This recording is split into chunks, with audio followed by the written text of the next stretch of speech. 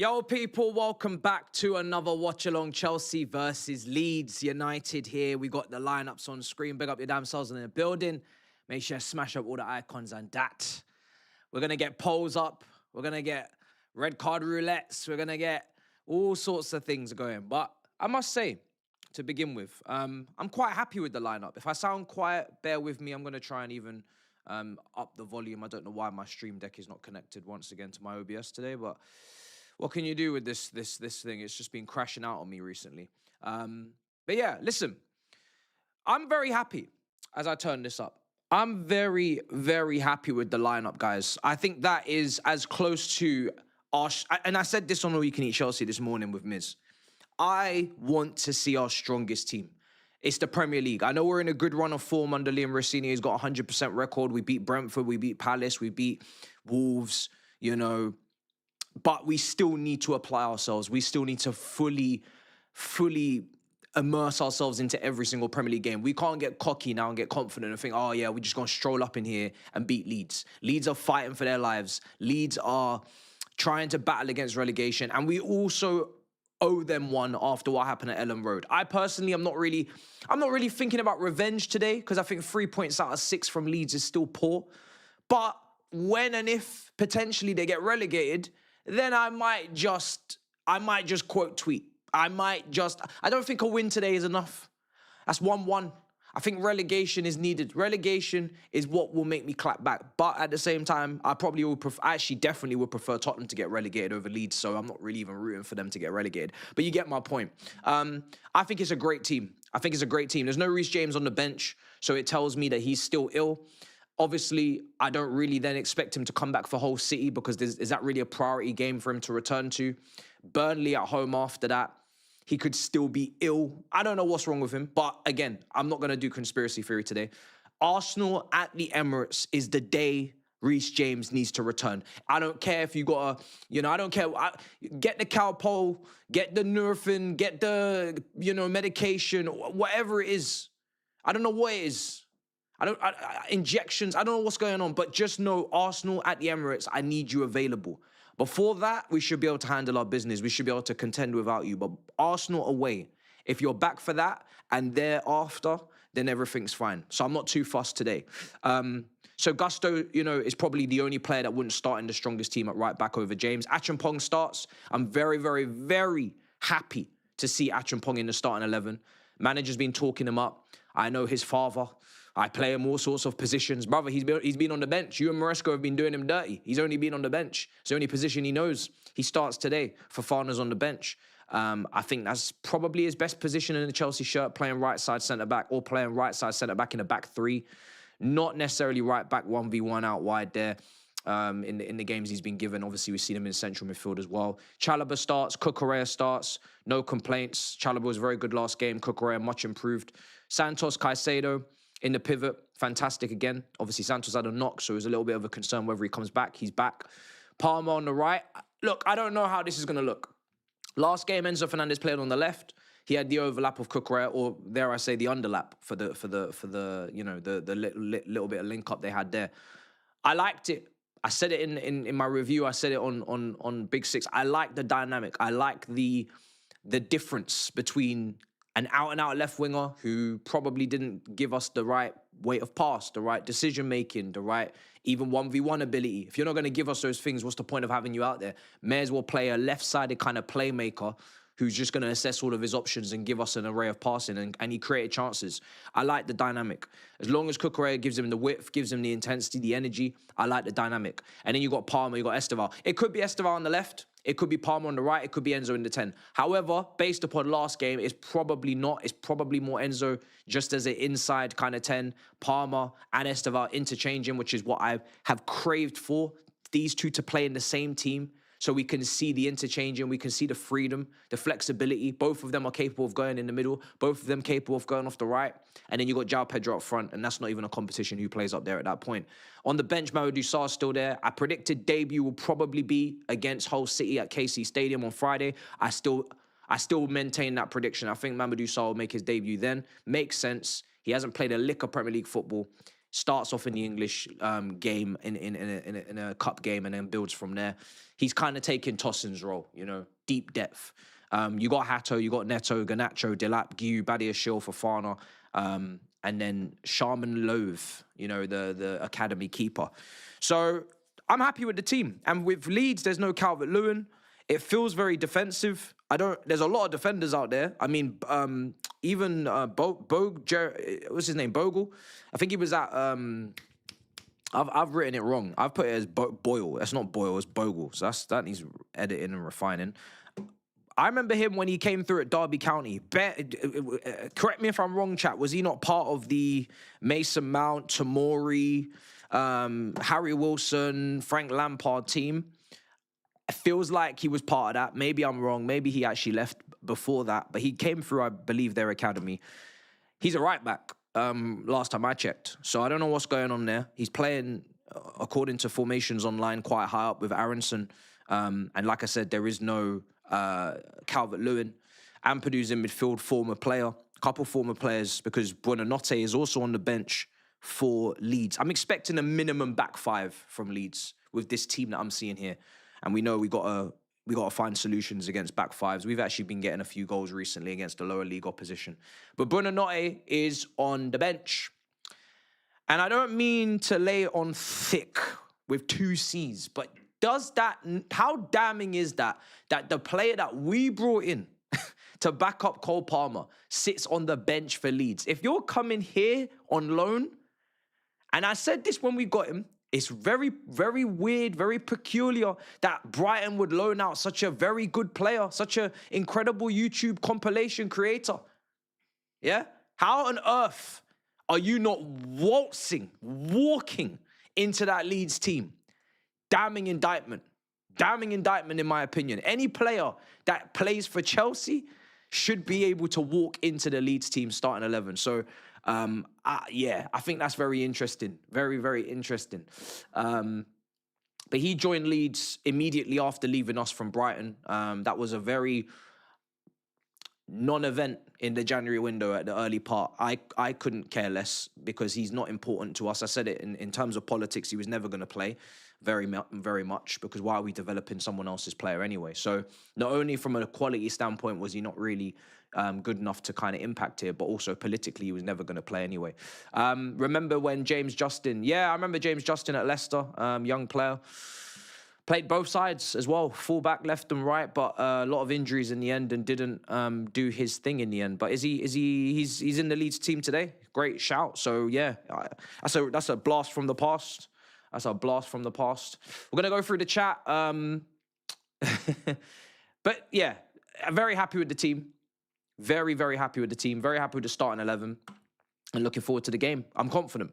And I'm even more confident now after seeing that team. That is as good as it gets for us at the moment. Like, if we can't beat Leeds at home with Palmer and Enzo and Esteval and Pedro and that pivot in midfield, bonkers, because it literally can't get stronger. I'm expecting this team to win the game. The team that's out there right now, they should win the game. The guys coming off the bench are clearly there for transition, counter-attacking football. If you're leading the game 2-0, if Leeds are starting to get ambitious, Leeds are starting to get into your half, trying to get a goal back, you bring on Neto, you bring on Garnacho, you bring on Delap or Guiu to venture out into space and to break. If we are asking these guys on this bench to come and win the game against a low block back five, back six, because these guys couldn't do it, that's when we're going to be in some trouble. So we should be able to win this game without any help from that bench, I'll be honest. Can you please pass the sunglasses? The sunglasses are just chilling over there, I'll be real. That was a brilliant moment on Big Six. I mean, Saeed started it, and I was like, what's going on here? And I just thought, let me see if I can get involved. And then everybody else naturally just decided that they wanted to do it, and it was brilliant. I wasn't expecting it. What do you make of Alvarez and Morgan Rogers links? I think both these moves can happen, get Tobes on branching out. So, with Alvarez and Morgan Rogers, personally, I don't do the whole, like, what's the word here I'm looking for? I don't flirt, guys. I don't flirt.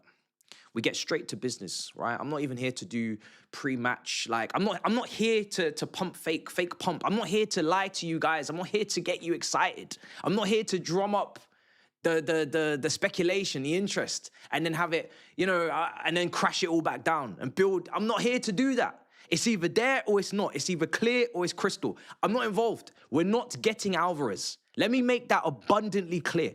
If he leaves Atletico Madrid, he's going to Barcelona, in my opinion. I would even keep open maybe the likes of a PSG. Anybody who's willing to pay upwards of £250,000 a week in wages, which is not us. Also, add on to the fact he's 26 years old. He's going to probably want a 5-year contract, take him up to 31. There's not much resale value on that either. We are not signing Julian Alvarez, on God. On God, we're not signing him. I can tell you 3 reasons.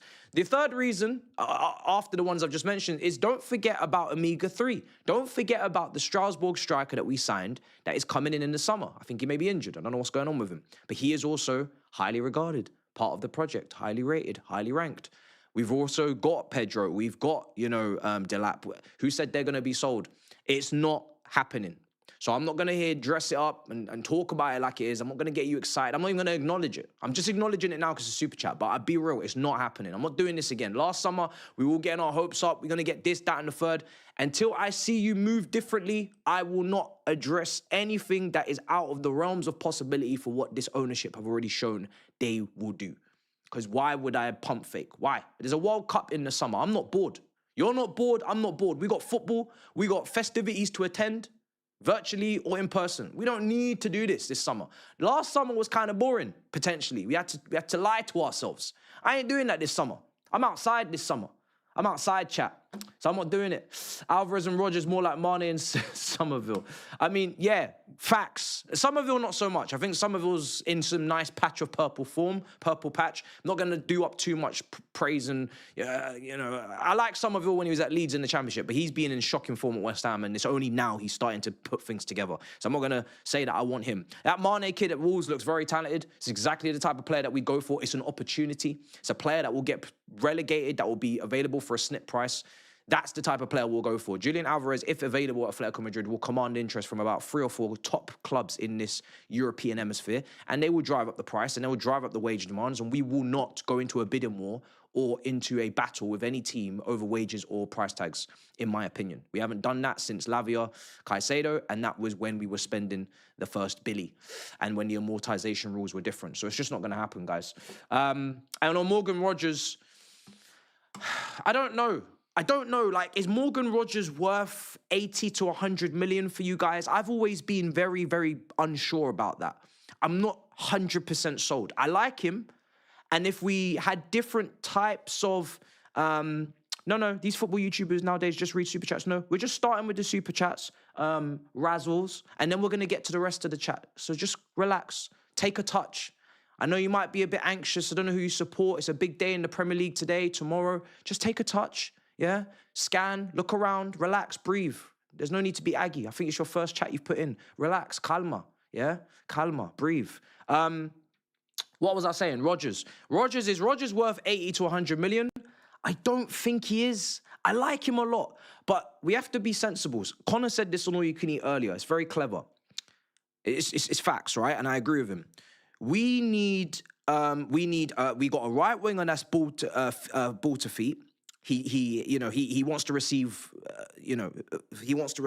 face in play. He wants to receive the ball in Esteval. Esteval, he will make runs in behind. I'm not trying to say he doesn't, but I think his preference is to receive to feet. He wants to receive to feet. Gittins wants to receive to feet. The players that we want to leave, potentially, maybe you could include Gittins in this, but Neto is being spoken about as he could go because he changed his bio. Personally, I don't give a damn about any of that social media stuff. And Garnacho. These are players that will run in behind. These are players that will go in beyond. They're players that will, take advantage of said passing range and vision of Enzo Fernandez, Cole Palmer, even Esteval, and they will stretch defenses. Morgan Rodgers, for me, is still ball to feet. And how many ball-to-feet players do you want in the attack? João Pedro is quite ball-to-feet. Again, I'm not saying he won't run in behind, but, he wants the ball-to-feet. You want to make sure that you have a variety. You want to make sure that, that you do have... even at the very highest level, Gareth Bale, he could do both, but he loved it in behind, you know. So you got Ronaldo, maybe more ball to feet, but Gareth Bale will make the runs in behind. And that's at the highest level, obviously Hazard and Willian. So sometimes we do get caught up and forget that.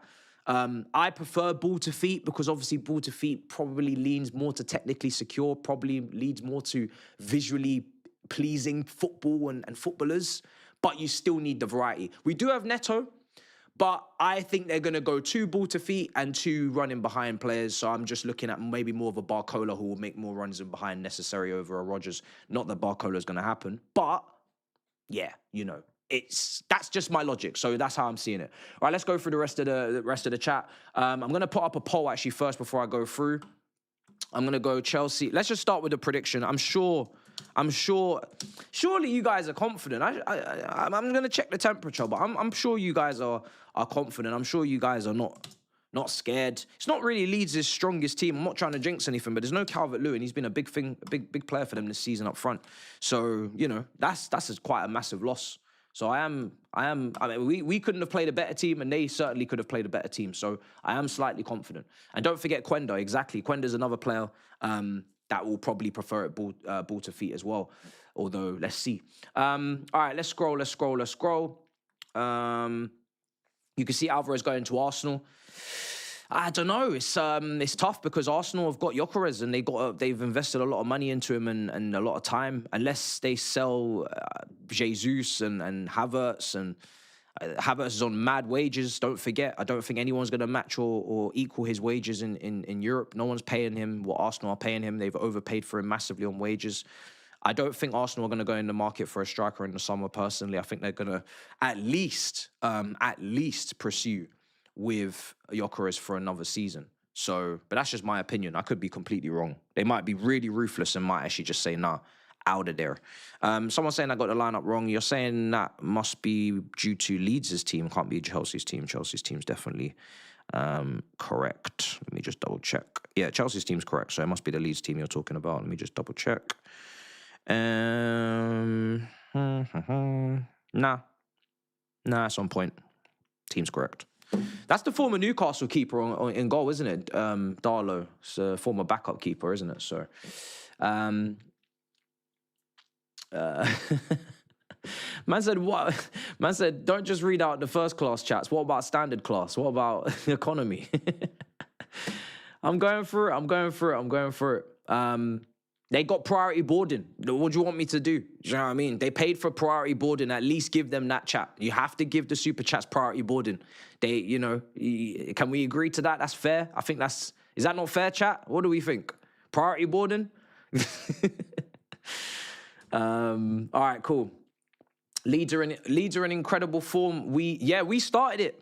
That's a great point. We did start the form. They've won, 2 out of the last 4, 3 out of the last 5 in all comps. They had they had a couple of wins on the board prior to us, Wolves and West Ham, but we did really kickstart that unbeaten run that they went on up until Newcastle away. St James's, the 4-3 defeat. They've only lost 2 games against Newcastle away and Arsenal at home, 4-0 defeat since us in early December. That's really strong. I mean, obviously there's a lot of draws in there, but for a team that are fighting relegation, to only have 2 defeats in the last, 2 months is pretty good. Very strong going.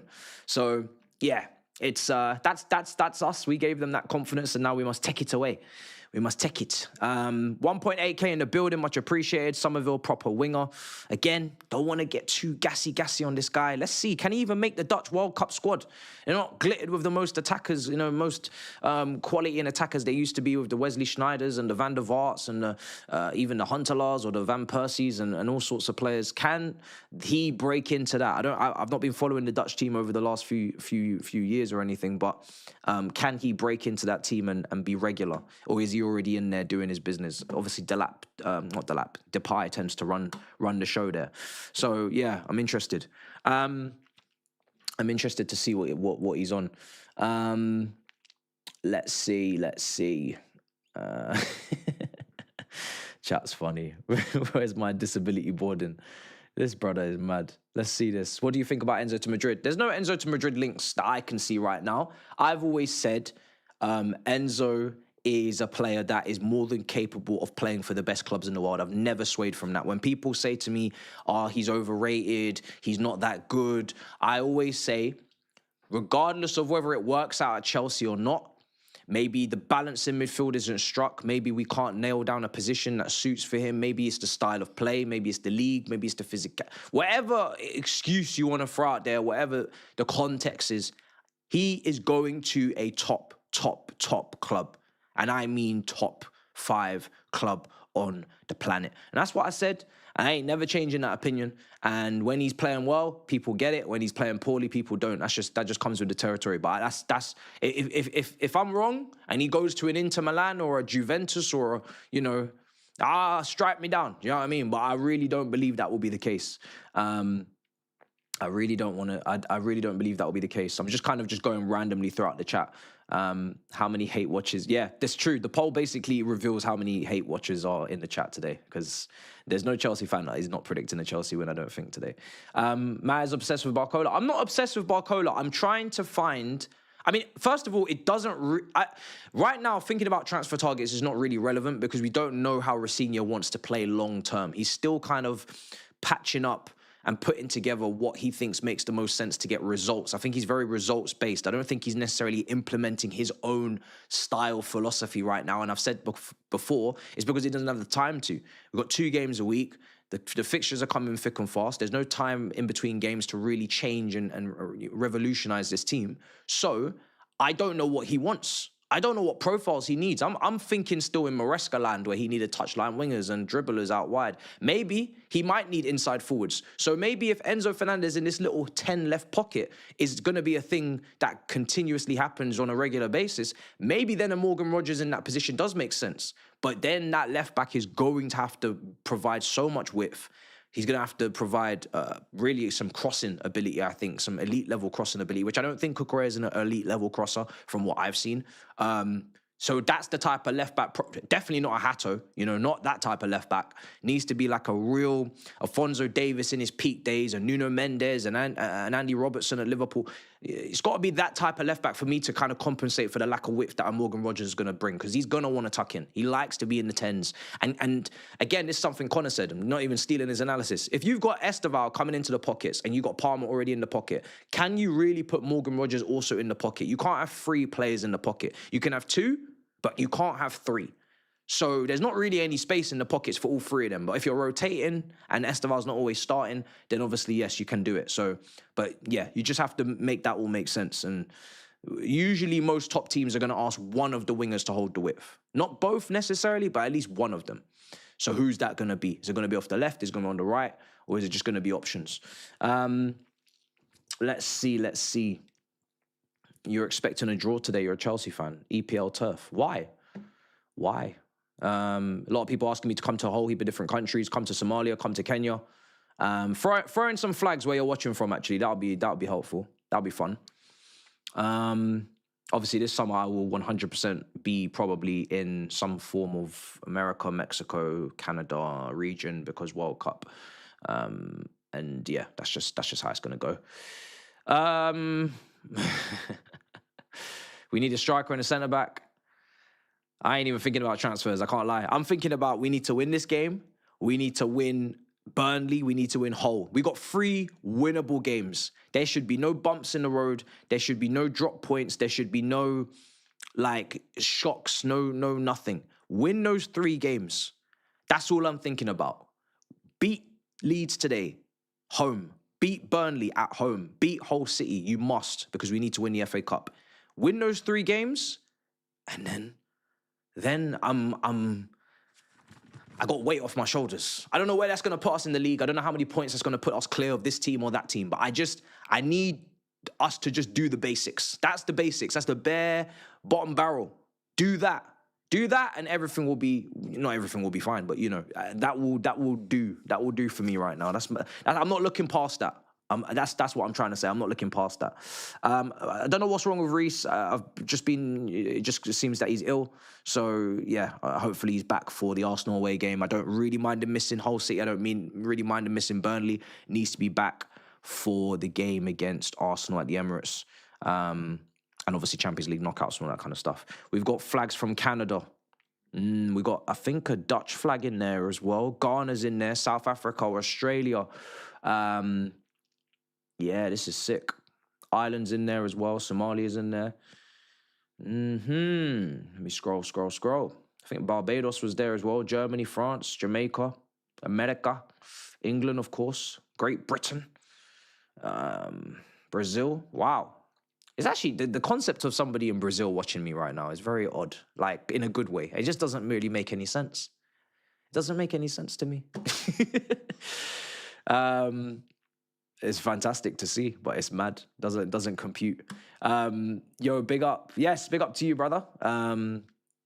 Let's see. Right, I'm gonna get into red card roulette because really, we expect to win, right? We expect to win. Kickoff is in 30 minutes. We're here on time today. There's no rushing from flights and all this palaver. I'm actually gonna just check. Usually, you guys know me, I don't tend to really care about results around me. But there's something going on. I'm starting to get slightly interested in what's going on around, not even around me, there's just some subplot stuff going on that I'm just taking a fancy to. Usually I don't really care recently, but this Tottenham relegation rivalry scrap there, I'm intrigued. I'm actually very intrigued as to if this is something that we can really invest our time into. Is this something that we can really think is possible? I'm not trying to get ahead of myself. I've really been dampening down the suggestion of it all, but I'm quietly intrigued. I need a couple more defeats to get me going. But if they're really in the mud and they're really potentially getting relegated, boy, I might start doing watch-alongs for it. That is how much pleasure I would take. I might start doing watch-alongs. If Tottenham are really in a relegation scrap and it's really on the cards, I think I might start doing watch-alongs because I would love that. I really would. It would fill me with so much joy. I don't even think I can articulate how much joy it would make me feel. You know, sometimes in life you just have to laugh. You have to smile. You get all giggly. I don't really know how to articulate how happy this would make me. It's levels of joy I don't know. When was the last time I've experienced? March might have the toughest run of fixtures for the whole season. The guys that I've put on the list, I mean, Delap doesn't even have to start. He just gets on the list because he's Delap. And then I've got Gusto, Cucurella, and Caicedo because I think they're the feisty ones. Enzo's been feisty over the years, but he's never really got a red card from my memory. But I probably could have put Enzo with Cucurella as a joint venture, but I just decided not to. Little bro is to the left of me. He's still doing his work experience. He has witnessed. He's been to DR. We couldn't do TalkSport, unfortunately, this week, which was a shame because it would have been nice to. I'm still probably going to take him there tomorrow, but I just won't be doing the show.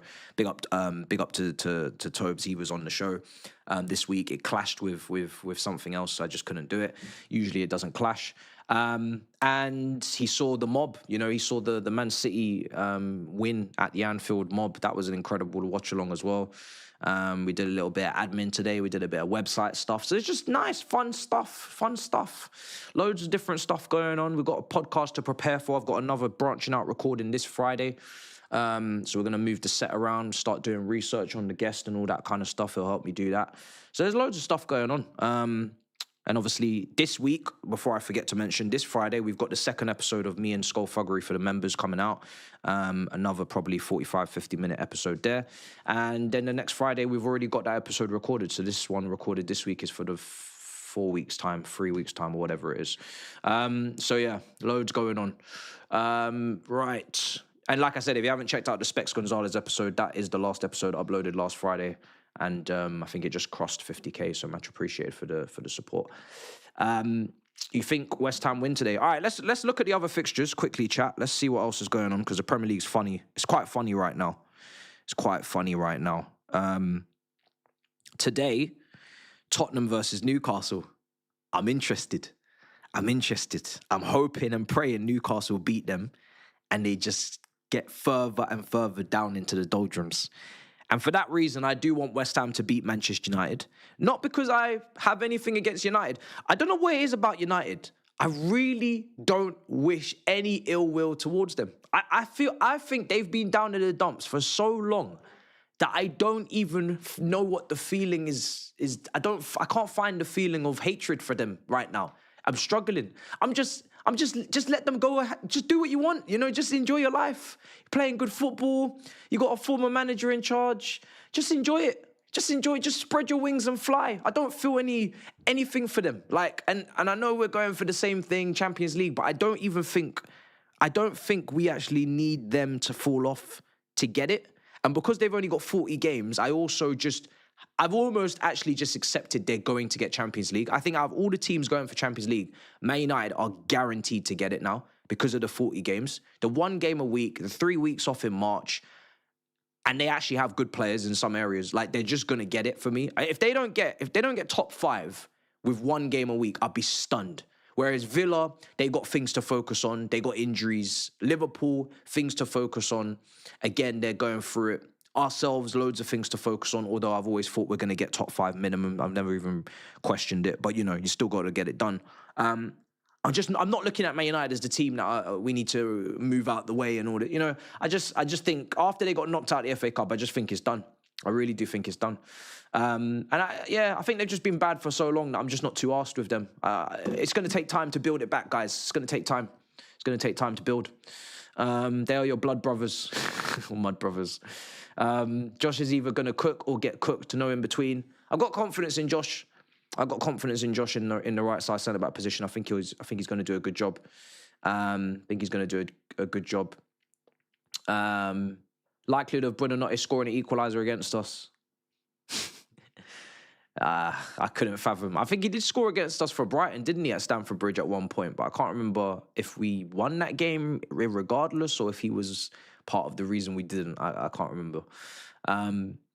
Wouldn't you miss 3-point lane if you went? I would miss Tottenham as a fixture because I think it is the most fierce, violent, and most entertaining derby in the country. Year in, year out, that game provides goals, red cards, fights.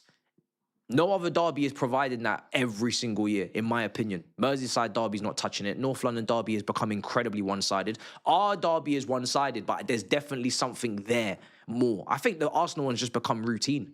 I don't really see that that nastiness. So if they do go down, I'll miss that. But it's all about pros and cons. What we're going to gain as a football community from watching Tobes and our friends Fuad and Expressions in the Championship trying to find and navigate their way through the Sheffield Uniteds of this world. I need that. You know, I haven't seen it before and I need to see it. So yeah, it's a content glitch. And it's Tottenham. We hate Tottenham.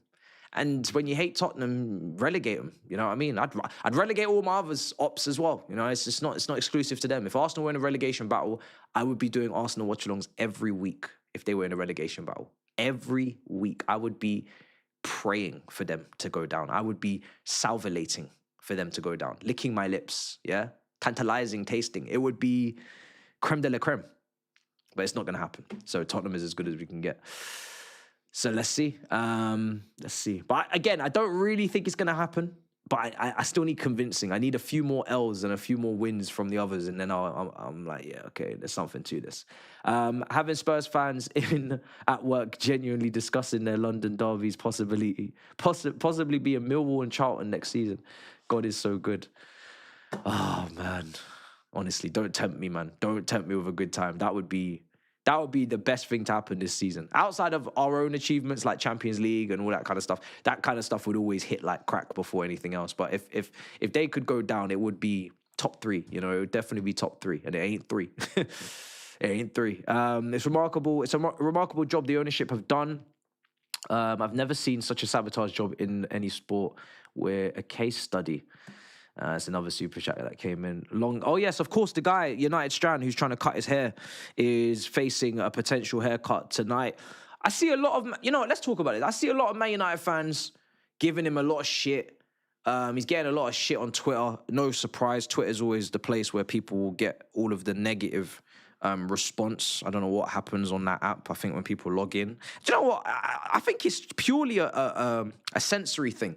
Even I feel when I log into that app, I feel extra aggy. I don't know why. Something about that app. When I go on Instagram and I see Switzerland and I see trams and trains in Switzerland going across the mountains and the evergreen, it just cheers me up. The sun, the Maldives, the photos, people are living their life. They're happy, they're smiling. No one uploads their anger on Instagram, you know? YouTube, you got content, you know, good, dense podcasts to listen to, good quality creativity. You can't be angry at that. Something about Twitter is just a hellhole, isn't it? It's just something about when you go in there, it's just a mess. There's nothing good in there, is there? It's just trying to weave through bullshit. I don't know what it is. TikTok is obviously just TikTok rot. So yeah, I don't know what it is. It's when you press that button with your fingertips, with your fingerprints, it just changes your mentality. Something wrong with it.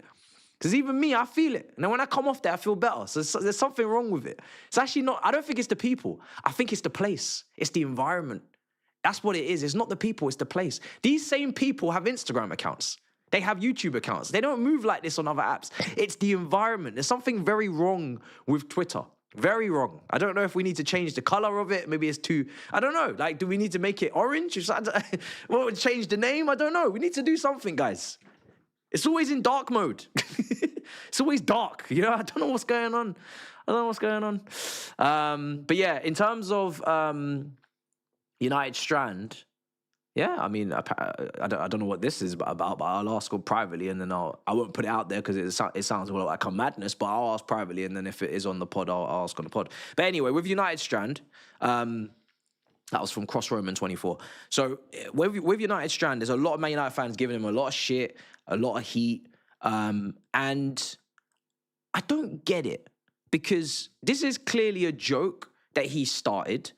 He probably didn't think it was going to escalate to what it did, because why would you think that? No one plans to blow up, or maybe some people do, but you can clearly tell when they have planned to blow up because they've already strategically strategized it and thought it through, and their personality leans towards somebody who wanted or tried to blow up as well. Like they're mentally... I've seen this guy on the Jonathan Ross or the Graham Norton, I don't know what shirt it was on. He was not planning to blow up. He is still very quiet, very introverted, very calm, very kind of, you know, he's not here to, hey guys, like you can clearly see that's not his intention. So it's a clear little game that he played, and then it just got out of control because it just kept going on and on and on. Obviously, Man United were a lot worse than he probably expected them to be, but it's like people are like angry at him because he's gaining followers from it. I'm like, what do you want? Do you want him to stop the challenge because it started to do well? That doesn't make any sense. Again, what is the logic in this country when it comes down to people just finding success, whether accidentally, purposefully, luckily? Who gives a shit? Just let people enjoy it. He struck gold. It's like someone who won the lottery. Would you, if someone won the lottery and they got £1 million, would you turn up at their doorstep and start shitting on them for being lucky? He got lucky. It's brilliant. Let him have the luck. Let him have the brand deals. Let him have the followers. Who gives a shit? It's not changing your life. It's not making any difference the way you're moving. Who gives a damn? It's not going to keep going. Man United going to win 5 games. Then he's going to have to pivot. He's going to have to find a way to navigate. He might successfully do it. He might unsuccessfully do it. It is none of your business. It's pure jealousy. I'm going to call it for what it is. It's pure jealousy. Oh, he's got followers. He's got brand deals. Who gives a shit? Who cares? And I've said this before, even for people that think he's doing it and he wants the team to lose, I can assure you, he makes 5-second to a minute videos. When the camera goes off, he has to wash that hair. He has to comb that hair. He has to find the products for that hair. It ain't all rosy out here in them streets. I don't even know what his occupation is, but that hair has definitely caused him enough grief. He is done. He's got 1 million followers. He don't need no more traction off this hair. I swear to you, he definitely can't wait to cut it. I know he can't wait. I know he's tired of this shit. But he's got to keep doing it because you got to be consistent. You know what I mean? You started it, you finish it. I know he's over this shit now. I would be. I know most people would be. People are like, oh, but he keep. At some point, 1 million, 2 million. What's the difference? Same shit. You know what I mean? You don't give a damn anymore. You don't care. Sleeping with that shit in the heat last summer with that hair. Oh my God, I would have chopped that shit off and put on a wig. There's no way I would have carried on doing this legitly. No, no, no. I would have faked it. That hair is long, fam. Do you know what I mean? That's long. So yeah, man, like, it's just one of them ones. You just really think sometimes, does it matter? No, it doesn't. It doesn't. And best believe, if and when Man United win, if they win tonight, all of you guys that think the manager and the players are not in on it or they're not going to give it any limelight, they're going to do the dirtiest propaganda you've ever seen. If you think that the players have not been talking to him privately, they're not buddy-buddy, and they're not ready to drop the maddest haircut, you lot are dumb. You lot are dumb. At the end of the day, it's a numbers game. It's great traction for Man United when they do the 5 wins. It's great traction for the players on the social media, little collaborations, little fun, giggly, ha. If you think that these players don't like him or they despise him like you do, you're lost in the sauce. No elite sportsman is worrying about someone trying to cut their hair and it's affecting their mindset going into a game of football. No. We've got lost in the sauce if we think that's the case.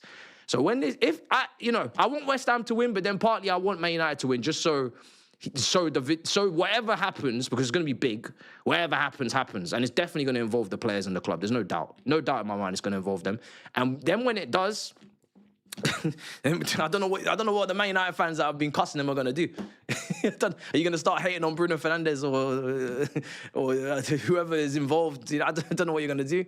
I don't know what you're going to do, because they're going to entertain it. Do you know what I mean? They're going to entertain it. So, but yeah, listen, big up to him, man. Let him do what he's doing. It doesn't matter. Let's see. No way I'm. Let's see what else. Yeah. Yeah, maybe. Listen, it's not easy, bro. Let's see what he does. Let's see how he pivots. I'm interested to see. I'm always interested to see how people navigate a crazy amount of success in such a short period of time.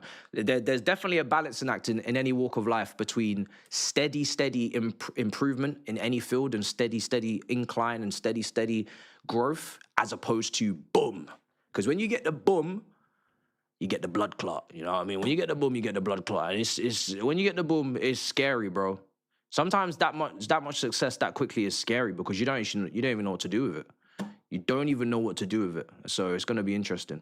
But yeah, I'm happy with the team. Teams are on screen. We got 12 minutes till kickoff. I think personally, chat, we're going to see Gusto overlapping on the right. We're going to see Cucurella tucking in, Acheampong right side, Chalobah middle, and then Enzo Fernandez. Actually, wait, No. If Enzo Fernandez is pulling off the left, surely Cucurella's got to get forward. Could we see, I'm just putting this out there as like a back 3 build-up type thing. Could we see Acheampong? No, we can't, because Gusto can't play in the back 3. How's this going to work? Because usually we would say Cucurella is going to be in the back 3 and Gusto's going to go forward. But it's the left side that needs the overlap. Unless Esteval's playing over there. It's the left side that needs the overlap.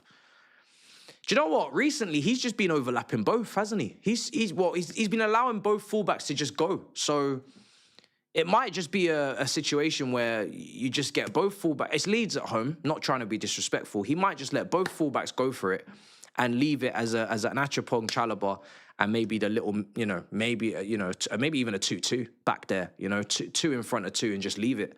And maybe they take turns going forward, depending on what side of the pitch the ball's on. But yeah, maybe we might be getting away from those back 3 build-ups. So that would be interesting to keep an eye on.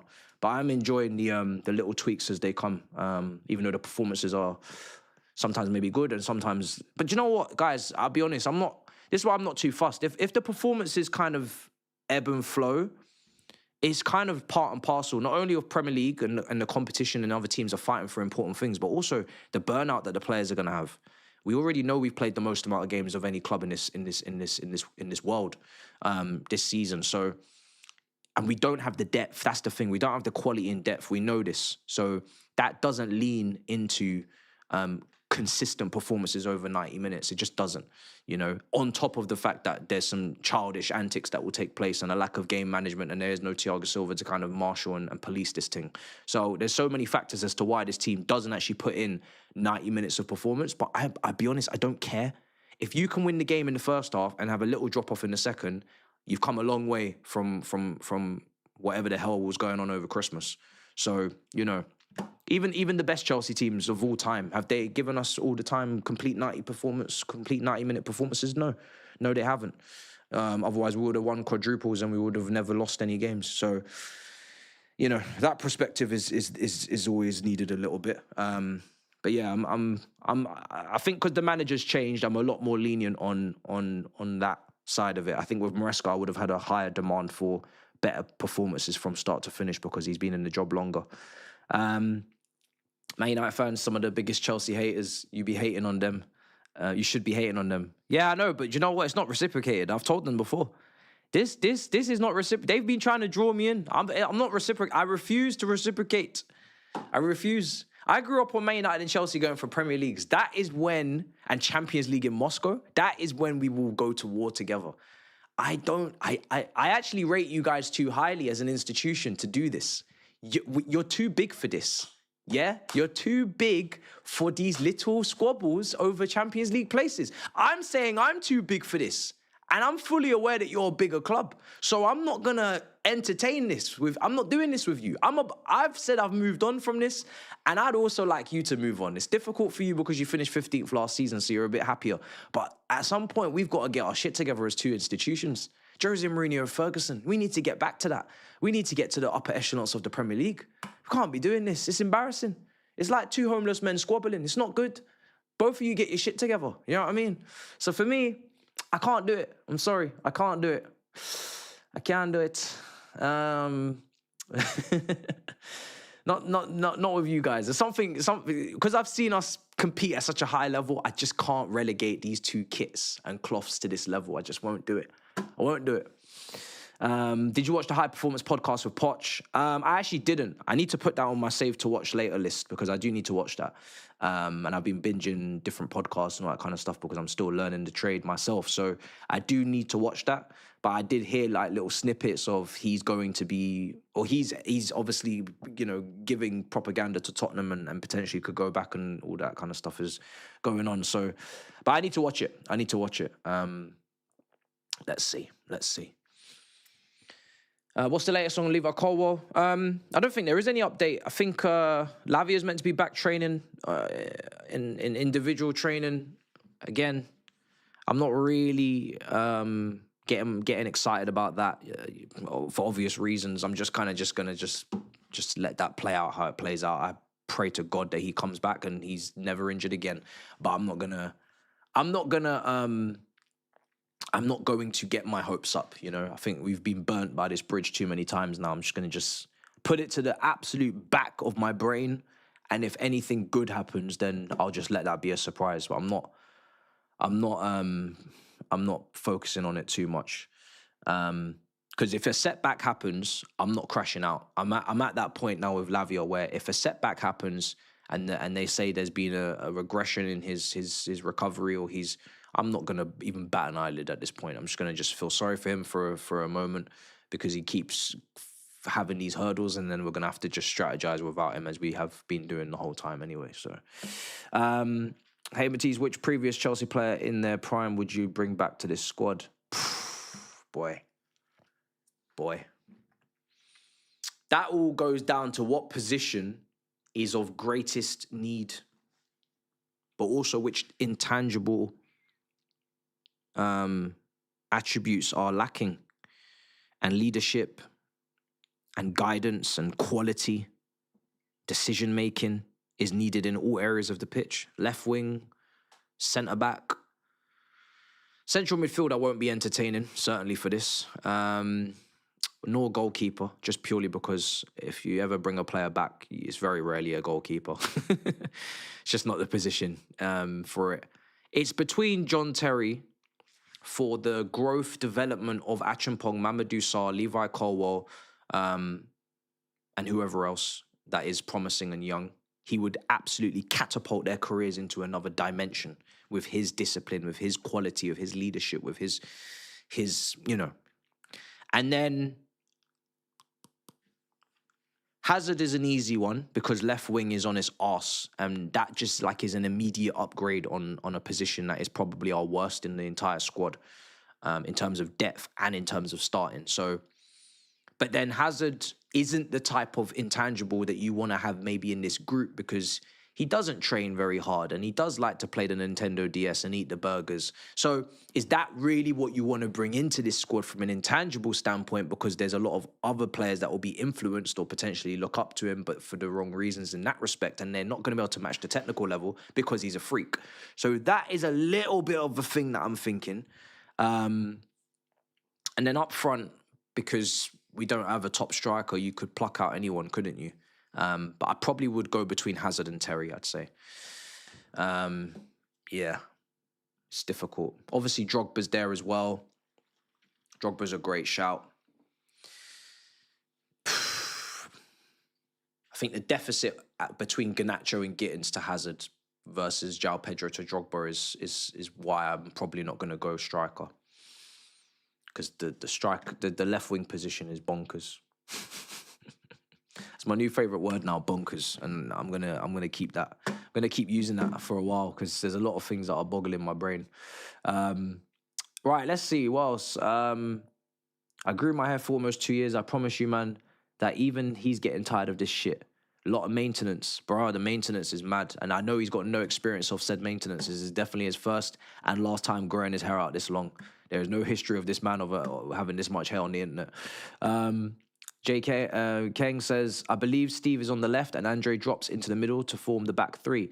Yeah, really good point. You know, Santos has been kind of allowed to do that because of his Strasbourg days, and that does allow both fullbacks to go forward. And it does remind you, it's reminiscent of the Maurizio Sarri days where Jorginho used to be with the Regista. He used to drop in with the Rudigers, the Christiansens, and you could then allow for, if you wanted to, the fullbacks to go forward. I don't think we had the most attack-minded fullbacks in that time period, if I remember rightly, at left and right back. Certainly Azpilicueta wasn't the most attacking fullback of all time. But yeah, when you do that, when you allow that centre midfielder to drop in and make that three, and then Enzo to drop in and make that two with Caicedo, and that's your 3-2, then you can get both the fullbacks up the pitch. So, yeah, it's interesting. It's an interesting tweak. Let's see how prevalent it is today. I want to get the game up and timers on screen. Let's see what we can do. Obviously, I'll give you score updates with what's going on in other games, in particular the one at St. James's Park. It's a slight vested interest. I think West Ham Man United is kicking off slightly later, so I'm not going to watch that on here. I'm not going to hang about for that. I'll do my review and then we'll see what the score is in the end. Let's log in. Where are we at? Premier League. Okay. Chelsea, Leeds. I'm going to close the Russian red card roulette poll, whatever I've called it. Where is it? Red card roulette. I'm going to close that, and we're going to get the timer up. As soon as we kick off, we're going to try and be in sync today.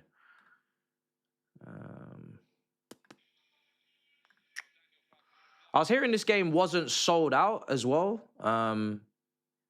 I mean, it's a midweek game. Leeds at home. It's late as well. I don't know. I think there was some seats still left in the East Upper. People were saying. We need to stop the red card roulette since Rossinia's come in. Do you know what? You might be right. You might be right. Have we not had a red card since he came in? I feel like we have. But that's just a feeling. It's not facts. So I could be completely wrong, but it's a feeling. Certainly a feeling. Someone said Cucurella left wing. Nope.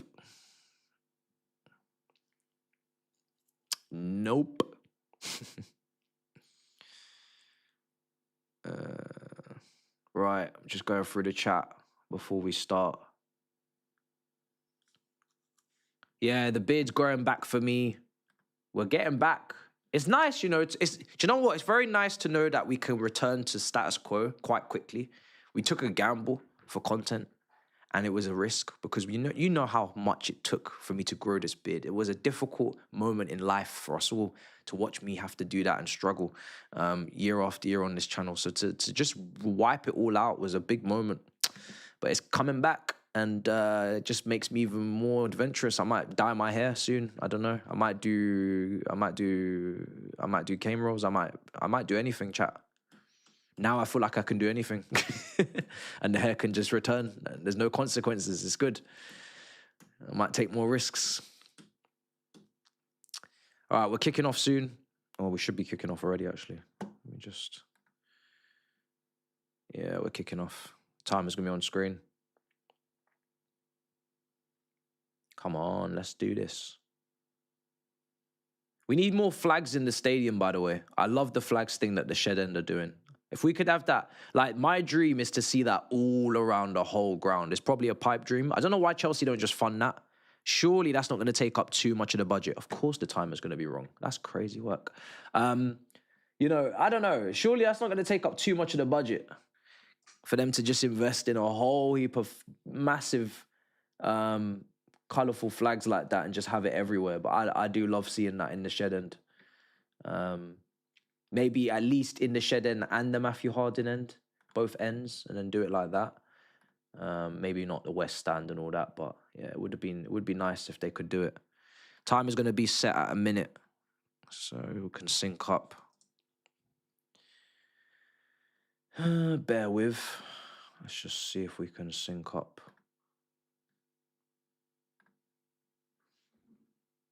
Oh, they were trying to cause problems for us early doors, yeah? Okay. I see what you man are on.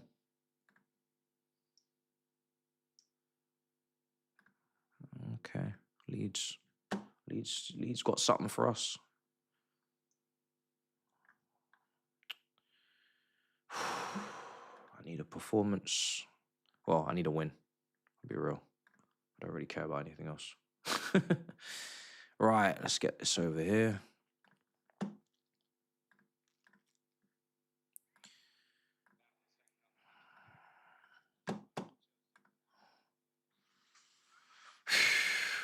Yeah, both ends. I think both ends would be great, you know?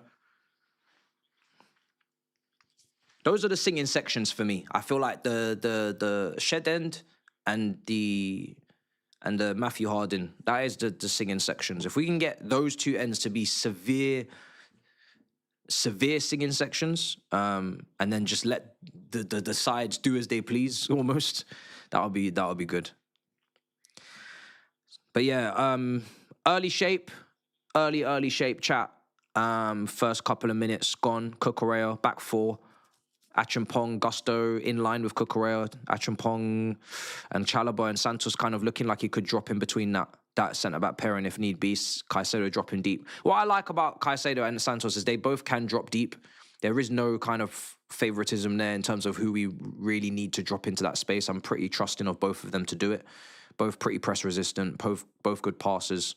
Really good first-time pass from Santos into Enzo. João Pedro now. Offside. Damn. It's a really good pass from Santos first time. I've noticed that he's been doing some really nice first-time passes in the last game as well. Just moves the ball straight away. He's aware of his surroundings. He doesn't take too many touches, which is an absolute crime in that position. But unfortunately, João Pedro just slightly offside, coming from an offside position. We just missed out there on an attack. But the good thing about today is there's nobody in that attack that I don't want to have the ball.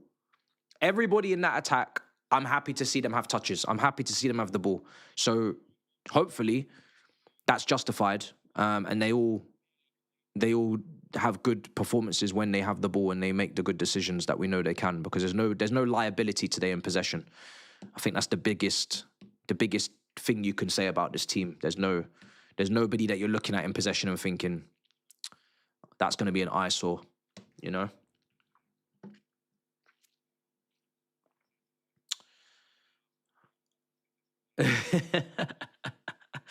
Bro shaved his beard once and now he believes he can pull off luminous orange hair. You're funny.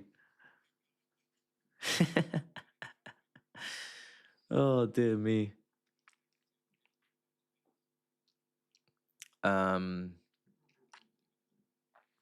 Palmer.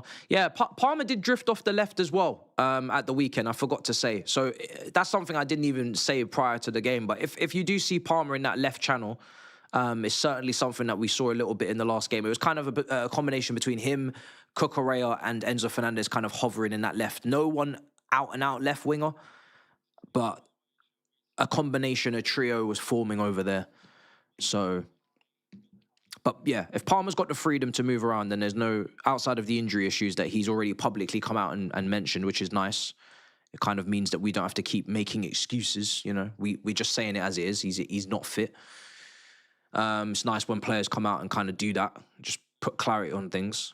But yeah, if he's got freedom to move around, then we should see good performances. I've always said he's not a player that has to play like one position or one zone. I think he can cause problems from everywhere. And his goals have shown that, I think. Shoots very well from the left, across goal.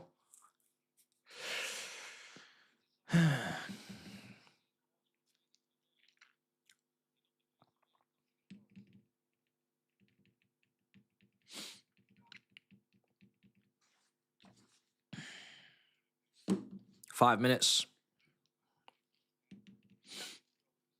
What do you think of Bro, I'm really excited about the Caicedo-Santos midfield. Really, really excited.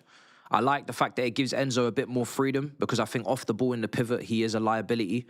Not because he doesn't try, but because he just physically can't get across the ground.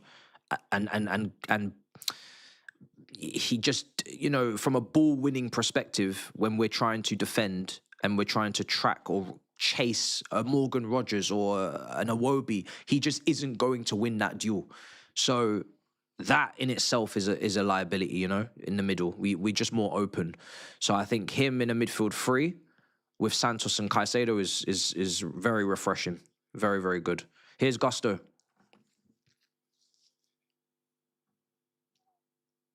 You know, I said before, it's almost like Enzo is playing like 3 or 4 different roles. He's playing as a deep line playmaker and a pivot. Then he's playing as a box crashing 8. You know, he's expecting to play perfect passes and chance creation whilst also doing tackles, interceptions. And this is a midfielder role, but he's not built like a Gerrard or a Lampard is incredibly durable, but he wasn't even the quickest. But he's not a Yaya Toure. That's like a Yaya Toure, Gerrard level of athleticism that for to do all of that and do it at the highest level, that's the level of athleticism you're asking to do it properly. And he ain't got that. So I think it just doesn't really suit to ask him to do all of that.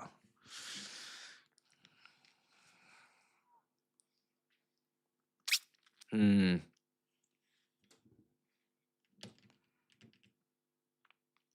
moving the ball nicely. I'm tempted to get the... Nah, do you know what? Let me see if I can get the chat up here. And then I might just give you updates from St. James's Park. Free kick. Foul and yellow. So Gusto booked as it on that tackle.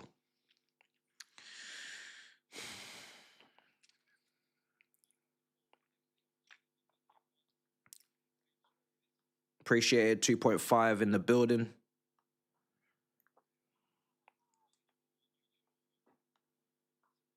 Gusto. Yeah, we got to be careful. He's on red card roulette.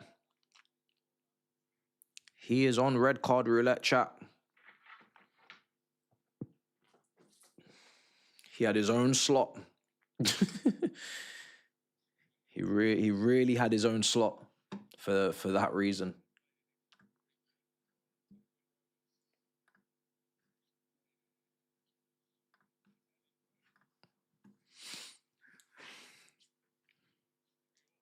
He's got to manage his game now for the rest of the game. Early time to get a yellow card. And we don't have any Reece James. So if anyone's going to go out there, it's going to be Achimpong. Even if it's 30 minutes left. Everton have taken the lead against Bournemouth as well. 1-0 in that game. Don't know who's got the goal. Right, come on.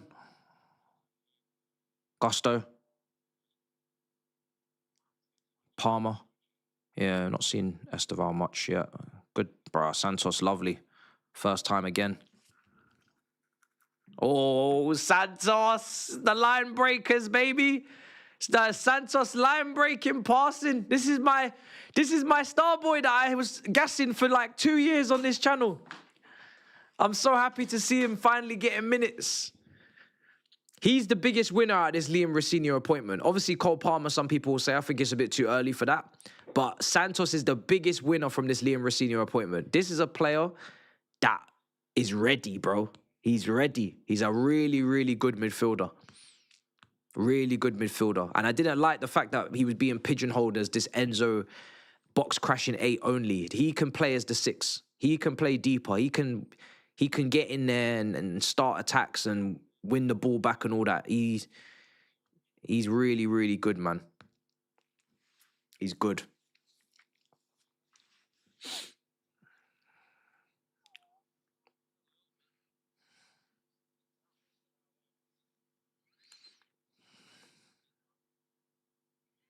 Yeah, absolutely. Bought by Blueco. They've had a couple gems. You know, when you bring in 100, you should get 5. That's. It's all about the hit rate, baby. It's all about the percentage win rate, hit rate. For every Santos, there's a Garnacho. So Palmer.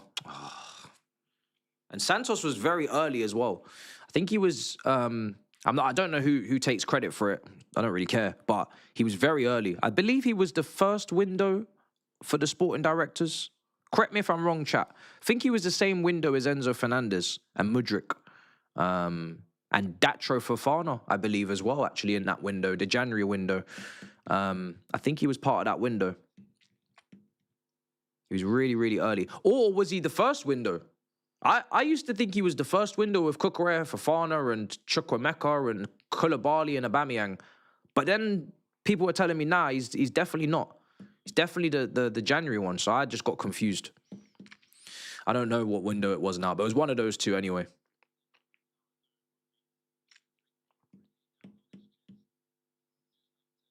It's a free kick for Leeds.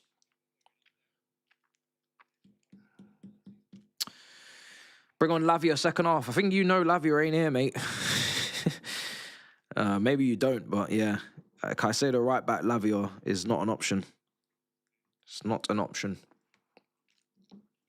Unfortunately, because yeah, Caicedo could usually give us a right back option as well in emergency. 11, 12 minutes. The biggest compliment I can pay Sanchez this season is I'm not thinking about replacing him in the summer. And that's a big step for me. And for a lot of us, I think we had such a passion to get him at least benched or have at least strong competition. Most of us just sold, you know. But the fact that I don't feel like that anymore, or I don't feel like that right now, it's the biggest compliment I can give him. He's... I don't think about him in a negative for this team. And I'm shocked.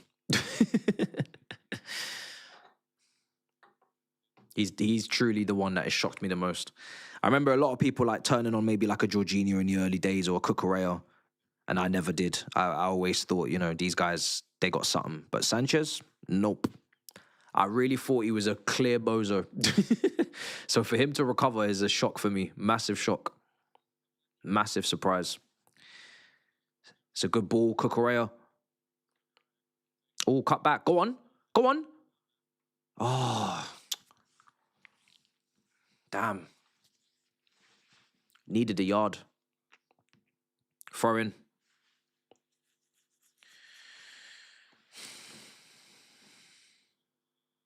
It's not having it.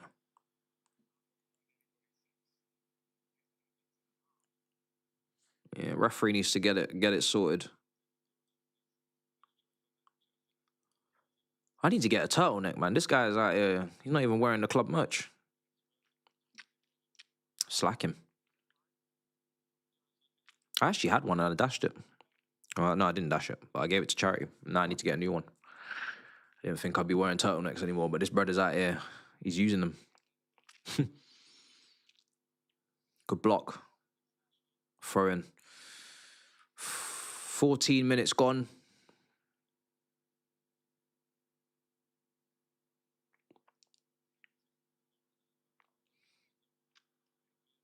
Game obviously on Friday against Hull City, KC Stadium. 7:45 kickoff, I believe. It's going to be a lot of rotation, I think, for that game. Referee foul, Acheampong. Yellow card. Both of our players on that right-hand side on bookings now. Acheampong never really had the right side of him. He was always going to commit a foul on Aronson. Wrong side, pulling. Yeah, pulling the shirt.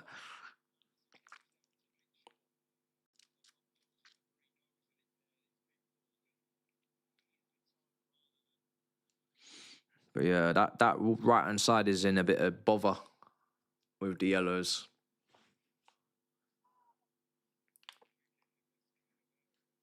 And they're stacking up the free kicks now, Leeds. A lot of people not happy with the ref in the chat.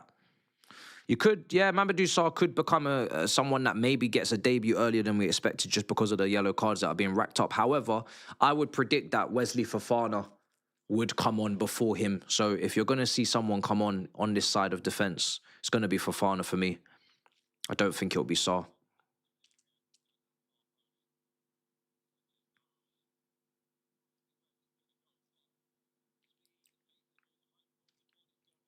It would take a lot for Sarr to come on today, I think. Leeds fans are going crazy. Free kick. Terrible free kick. Meat and drink for Sanchez. Meat and drink. As soon as it was struck, I knew it. He'd catch it. It's Palmer. Not really seen Esteval on the ball much. I want to see him a bit more. I don't know where he is actually right now. I'm trying to keep track of him. I think he's kind of in the 10, Palmer. Oh, Cucurella. Go on. Delivery. Oh, my days. Oh, I was so sure that would be 1-0. Of all people to be running onto that. And by the way, Cucurella's cutbacks have been really, really good. I don't know about how he is when he gets lift on the cross and the whip and the accuracy but the cutbacks are on point. That was close, man. Surely a corner, no? Not a corner. I thought Cole Palmer was going to run onto that and just slap that in the goal, and that's it, 1-0. But obviously it takes an interception, knock off the defender. Bloody hell. Free kick, ref. Come on, man. Jesus. What are we doing here?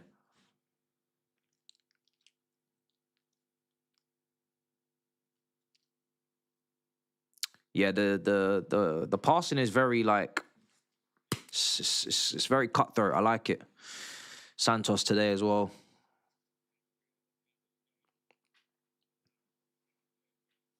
It's not passive, that's for sure. There's a fluidity to us. There's a nice when we're on it, when we're on the ball.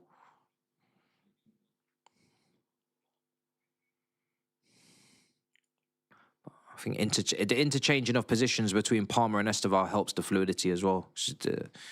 They're just allowed to kind of drift and interchange, and you can't really track them, can't pick them up. No one in that Leeds team is able to stay on Palmer and just say, right, I'm blocking all passing lanes to him. He stands in this zone, he doesn't move, and I can just mark him out of the game because he just gets to drift wherever he wants. We saw him picking it up off the left earlier on.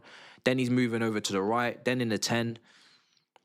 So unless you're going to do an Ander Herrera hazard job and you're going to follow him about the whole pitch, then you're going to have to give him some space at some point. Here's Acheampong. It's a good run. This is a good run. This is my ball carrier. My brother ball carrier. Oi, Acheampong! That's my ball carrier right there. Oh, unlucky. That was brilliant play from Acheampong. Serious carry right there. Serious carry right there, man. Man went from back to front.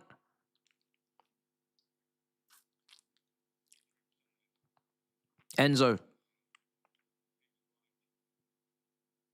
Palmer. Oh, that right foot shot was going to be dirt. So it's a good thing it got blocked, I'll be honest.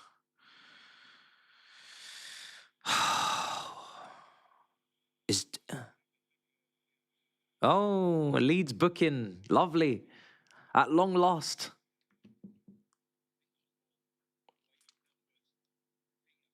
that run did nothing. That's a very strange analysis, considering he ran from back all the way to front and laid it off for Cucurella, and then we had an opportunity to continue our attack. I don't really know how that could be nothing. That's literally something. Man literally took out the whole thing.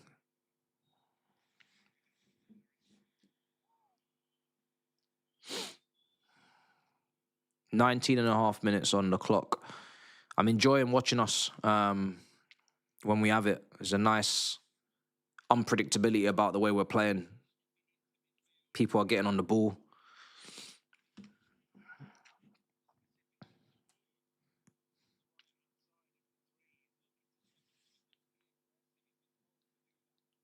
Just need to get that first goal, guys.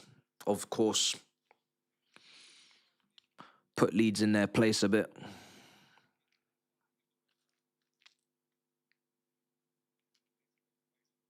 I have seen Newcastle, are dominating against Tottenham. I've not said anything on it because I'm just going to give you goal updates, but I'm keeping a little bit of an eye on it, and it's all Newcastle over there, completely dominating that game.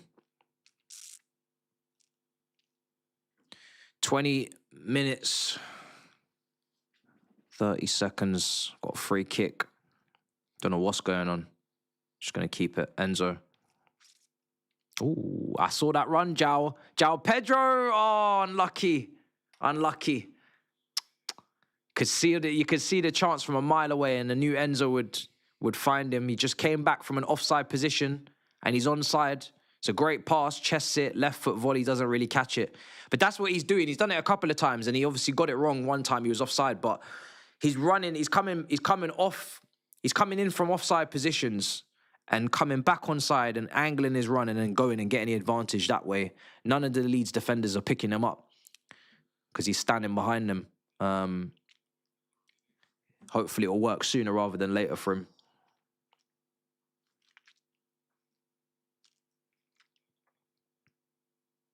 Chalobah. Santos. Oh, Santos!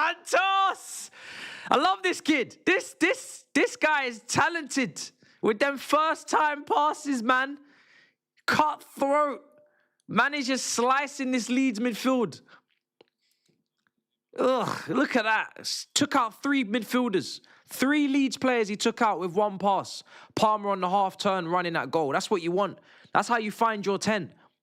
That's how you find your creators right there. That's the type of pass that Tapping Tobes would love his midfielders to play.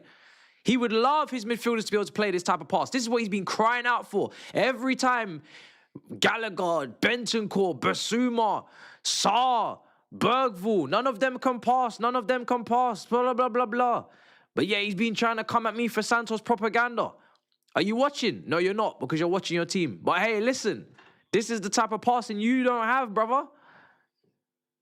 He walks into your team. Becomes your fulcrum of your team. Epicenter of your team.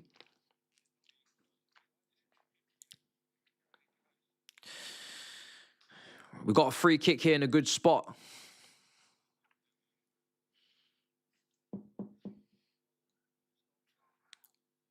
I need a goal. Enzo's going to take it. I didn't like the plan. The moment I saw the plan, I didn't like the plan. And the plan was far too casual as well. The players on the Leeds team pressed the crap out of that free kick. I don't know what that idea was, but they didn't even execute it with any sort of confidence or speed or anything. It was just the most casual thing I've ever seen. It didn't work. Here's Santos again. Oh, Santos. I just love it. Oh, João Pedro, can you finish for me? Yes! Come on! This is football heritage. Football. Leeds United rivalries. How do you do it? I don't know how to do it. I need to learn. Is it this? Yes, it's this. It's this. Listen, Santos is pivotal to this first 23 minutes. Let it be known, the pre-assister. Yeah? These passes that he's playing. This is Cole Palmer's dream. Just watch Santos again. He just splitting lines for fun. Look at this. Bang, assess, straight through. And the space that Cole Palmer's in, he just gets to turn and he just gets to assess and play it in behind. 1-2 touch football. And then this João Pedro running in behind. And that finish there is exactly what you want to see from João Pedro. That's the type of finish that it changes lives. Them type of finishes, you know what I mean? It changes lives. Cole Palmer, I don't know what Leeds are doing. They ain't touch tight, but hey-ho, we'll take it. And it's a nice run from João Pedro. And it's a great finish from the striker as well. Assist for Cole Palmer and a goal for João Pedro. And obviously, João Pedro's been banging on about how much he wants to be playing with Cole Palmer. So what can you do? What can you do? Right. 1-0. Let me change the score. Let me change the score. But I'm a happy man. I'm a happy man.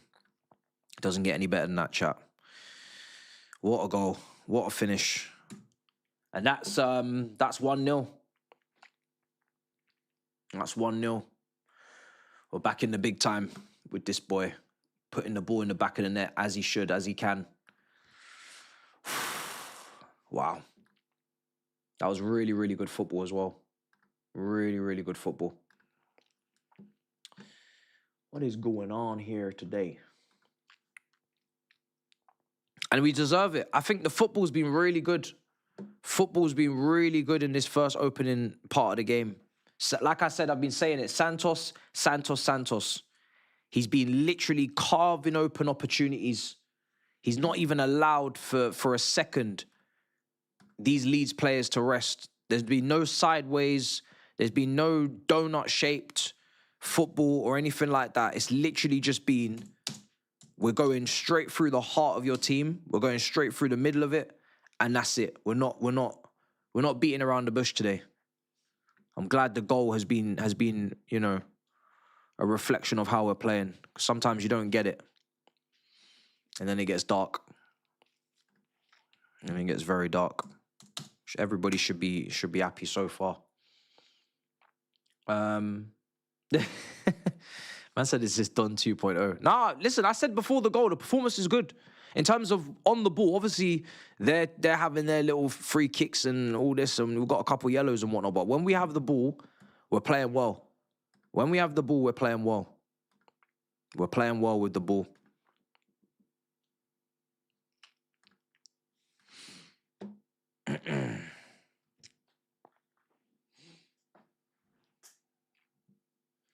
Right, let's get back to it.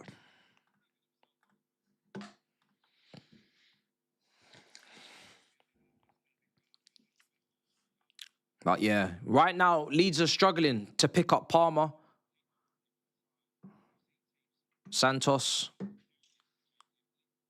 It reminds me of when we had Jorginho, Kovacic and Kante in the midfield. When it was good. I like the confidence that these three have got in this midfield right now.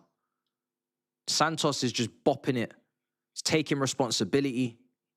He's oozing class, oozing confidence, oozing tempo setting, dictating, responsibility taking. João Pedro's offside. It's a great pass from Chalobah as well. Great pass, but he's well offside. 3.1k in the build-up. It's a great goal. Bro, it's a great goal.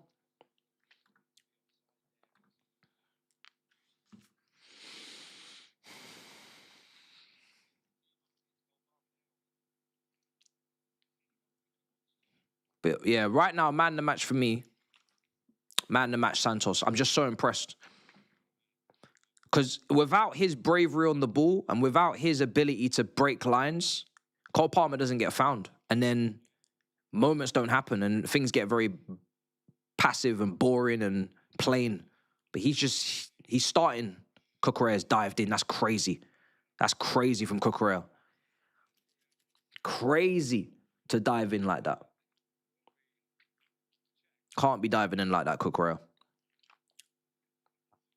Can't be diving in like that.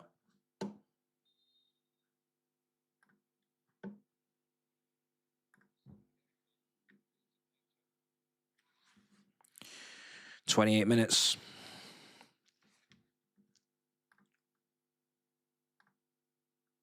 Let's go and get that second goal before half-time. 15 minutes left of the first half.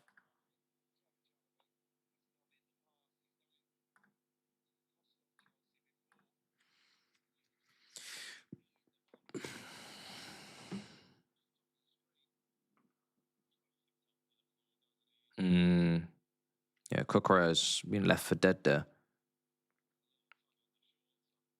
Good thing that hit Chalobah's knee and not his hand, because boy, it was getting close. It's not a pen, no. But I was more looking at Chalobah, not the other incident, because Chalobah just kind of blocked it with his knee, but it looked like it was going to be on his hand. That's what I was worried about. Yeah, we need a second goal. Is he checking? What's going on? He's not checking for a pen. Can't be. No, he's not. He's not. He's throwing himself to the ground, guys. Doing way too much.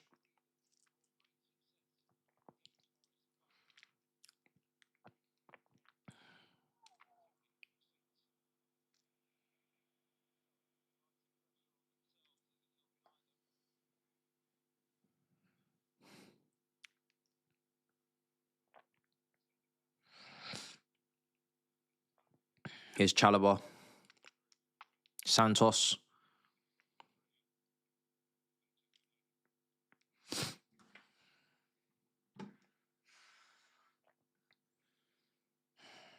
thing is moving mad today.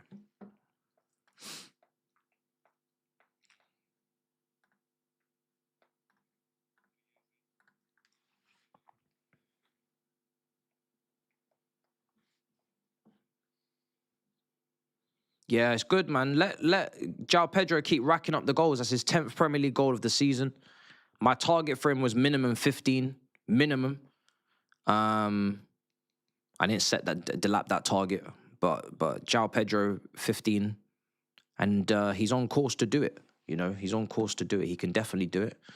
So it's just about getting it done. And as long as we're creating chances for him, and I said this I said this so many times with Tobes, like when we talk about João Pedro, we don't talk about somebody that misses loads of chances. We don't talk about someone that can't shoot. It's just the volume of shots. And there's two people that got to play a part there. He's got to take more shots when in the position to take shots, and the team have to create more chances. But we're not talking about someone here with a nasty conversion rate, somebody that doesn't shoot well with both feet or doesn't strike the ball well, doesn't have a variety of shots. It's just about actually taking the shots. Last season at Brighton, the shot volume was low. I'm assuming the season before the shot volume was low. Obviously, wasn't always playing up front. But he's not even taking any penalties. And that's a big thing, because obviously at Brighton he was, and he's not taking any penalties. So, and he doesn't need them. That's the thing. He actually doesn't need them. I actually would like him to kind of take more. I think even though Enzo's been putting them away, I'd probably go Palmer and then João Pedro, second choice for penalties. But he doesn't need them. He just needs to take shots. He's just got to take shots.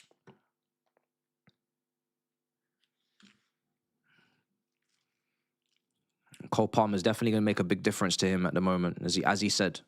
Here's João Pedro. Oh, Palmer. Oh, come on. Palmer, what's going on, bro? You got to finish. You got to shoot. That would have been a lovely goal. Should have been 2-0. Because Cole Palmer, if he shoots, I have no doubt he's hitting the back of the net. It's unfortunate. Enzo, Palmer's right there. We're opening Leeds up for fun, guys. It's too easy. Look at Santos. Oh, the link up between Enzo, Santos, Palmer, everyone. It's just beautiful. Here's Palmer. Oh, Enzo. Guys, we're walking. We're walking. Yeah? We're strutting, guys. We're strutting. It's too much. It's too easy now. It's getting Rondo. It's getting training facilities. Cobham. It's too easy right now. We need to get the second goal. Stop taking the piss. We're flexing on them now. Even João Pedro, oh, my goodness. Hurry up and get the second goal, man. Stop playing with me, man. Stop playing with me. This is football. This is some of the best football I've seen us play in a very long time. I know it's Leeds. The rivals will be saying it's Leeds, but trust me, I've seen us play nasty football against lower opposition as well. So it really doesn't matter about the opposition for me. The best football I've seen us play is actually against bigger teams. Liverpool, Barcelona, PSG. It's actually against these type of teams we usually don't play necessarily good football. But the football today, oh my God. Football today is footballing. The football today is footballing. Really enjoying this. Really enjoying this. Just need that second goal. Yeah, Leeds are a bit more open than I expected, considering that we thought they were going to play a back five. But you know what? I think we're doing a great job opening them up as well. I think some of the quality of our passing is just so incisive that you know it's only 11 men out there at the end of the day. You can't put 12 out there, and they're struggling to close the spaces because the movement off the ball plus the passing and how incisive and how precise it actually is, they can't keep up with it. Some of the passes that we've played that are not going to go down as assists or any, they've been some beautiful passes today. Some really, really nice passes, man.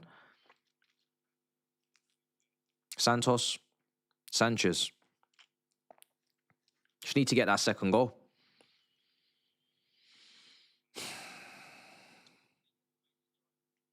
Palmer dropped incredibly deep. He's strutting his stuff as well. It looks confident. I'm glad we're getting our flexing, hopefully, in these next few games. Go into the games ahead, hopefully, with some confidence. Obviously, I said I'll just take the results, but if you can put performances with those results in these games, then that's fantastic, because we need to go into the run at the end of the season with some sort of confidence in our gameplay, if we can. Got some big games coming up, man. Need to get the second goal. Hopefully before half time, we've got about 9 minutes plus injury time.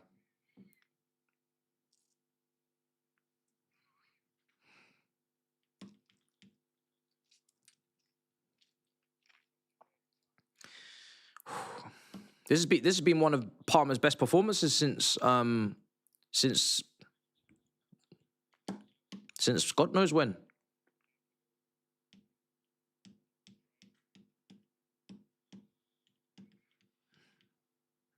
He looks confident. I think he's being found in really good areas as well.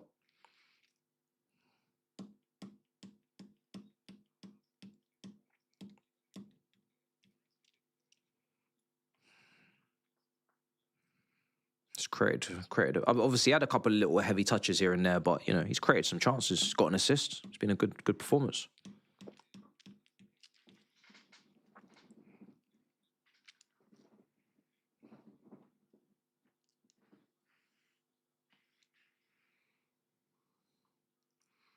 I'm not searching for perfection. I'm looking for persistence. Just keep doing your thing, and eventually, it's going to pay off. I remember watching randomly today. I was looking at Williams' performance against Barcelona. I think it was in 2018, 17-18 season. I think Yokohama hit the post twice, then got the goal. Pure persistence. One of his best performances in a Chelsea shirt. Here's Cucurella. Ah, shit. Pass is too heavy from Enzo. We're opening him up, but we just need that second goal. It's a pass I would have trusted Enzo to wait perfectly. Cucurella's offside anyway, to be honest. It's just gone a bit too early. But I'm enjoying it. I'm enjoying Enzo in this left pocket. Left 8 pocket. It's actually bringing back some Benfica days, this position. It's bringing back some Benfica memories. When we were all scouting him and looking back at his highlights and what player have we just got on our hands here from this World Cup. And this is the similar type zones he was picking up. I can't remember if Benfica were playing a midfield 3. I think they were. I can't remember. But I'm enjoying that left-hand side. It's been a long time since I liked the left-hand side of our pitch, man. But the weekend and then this game, I've actually enjoyed watching what happens on the left-hand side. Usually I just ignore it. And I just treat the left-hand side like it's a joke. When the ball goes over there now, I actually look forward to seeing what's going to happen. And we've not actually seen much of Esteval in this game. That's the only player I've probably not really mentioned much is Esteval. We've not really seen loads of him, but we've just predominantly gone down the left, so he's just been a bit quieter on the right. It's mad. Usually we're completely relying on him to do everything. We've not even really seen him, but we've seen him now. Here he is. Cleared.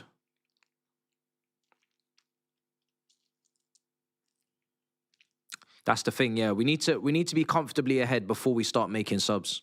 Like I said in the pre-match, we need to be. This game should really be done with the team that's on the pitch. This is the best team we have. This is the team that is going to win the game, and the guys that come on are gonna be finishers on the break, on the counter. They're gonna take advantage of the 11's good work. It won't be the 11 slacking and the guys coming off the bench rescuing, in my opinion.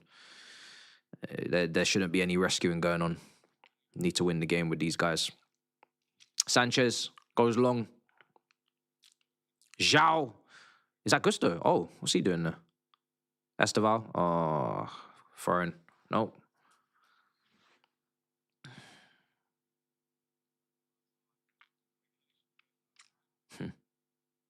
Nice. Palmer. Turn.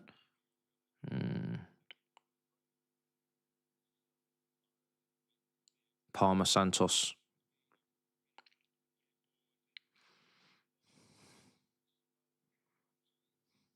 Caicedo. Enzo. Oh. Just struggling to keep it in.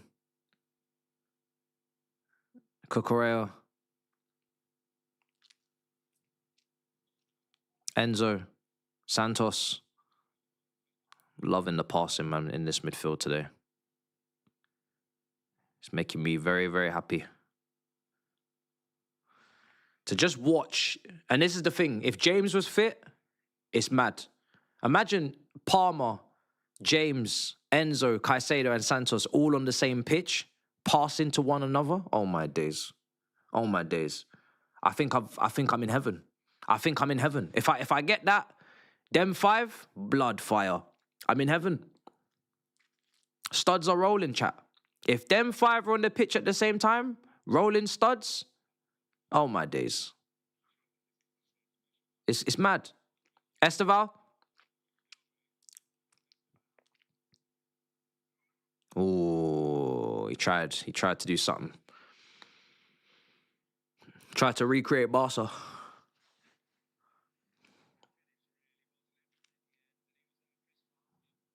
Yeah, good pass.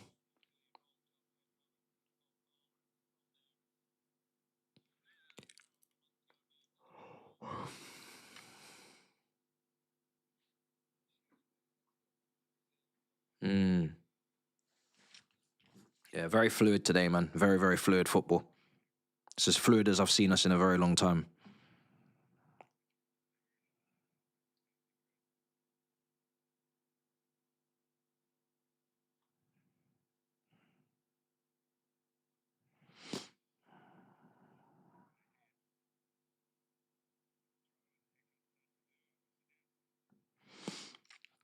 "42 minutes gone.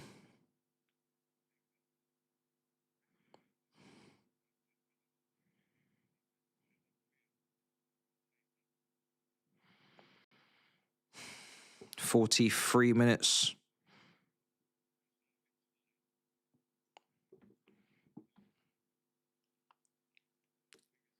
"43 minutes long for Ampadu. Just don't concede before half-time and ruin what has been a very, very good first half, man. Minimum 1-0, but I think even should be 2, but it is what it is. Just don't ruin it.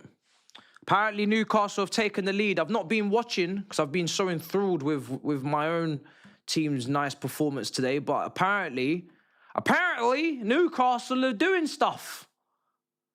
And that brings a smile to my face. Who scored? I can't even get that game up now for some reason. Joe Willock. Ha. Very tasty. Very tantalizing. Very tantalizing, chat. Very tasty. Do you know what? Part of me did, I don't know what I predicted on Big Six. I can't even remember. I didn't really think Newcastle would win, but I just did it out of hate. Yeah, I'll be honest. I predicted out of hate.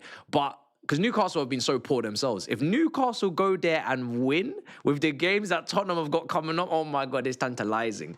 It's so tantalizing, chat. You don't understand how tasty it can get. There's no way. VAR? You guys got me all excited for no reason. What's going on over there? No, it says 1-0 over here, so I'm just gonna say it. Disasi debut for West Ham. Yeah.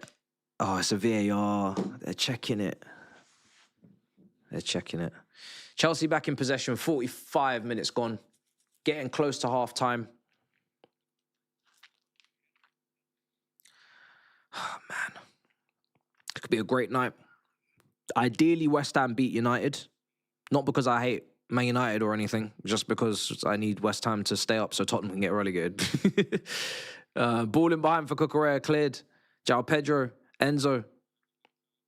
I can't wait to do a match reaction on this. If we play like this in the second half and we win the game even 2-0, I cannot wait to do a match reaction on this game. Oh my God. I can't wait to speak on some of these midfield performances I look forward to it. I'm already excited about it. I just need us to win the game comfortably. I think I predicted 2-0. That's all I need. Even if you get a goal in the second half, 1 in the first, 1 in the second, keep the performance consistent like this, and I'm a happy man. I'm a very, very happy man. More than I can't believe I'm a happy man. Enzo, get that. Nice. Throw in. No goal. Goal's being chalked off at Spurs. Big shame. Goal's being chalked off. There's no goal there. Damn. But like I said, when I was watching, Newcastle were dominating, so I don't know what's been going on, but goal's being chalked off. Santos on the ball.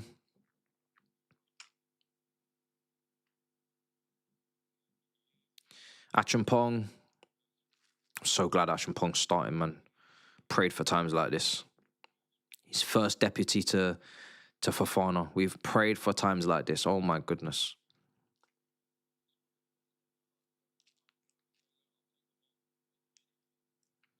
Santos. Enzo.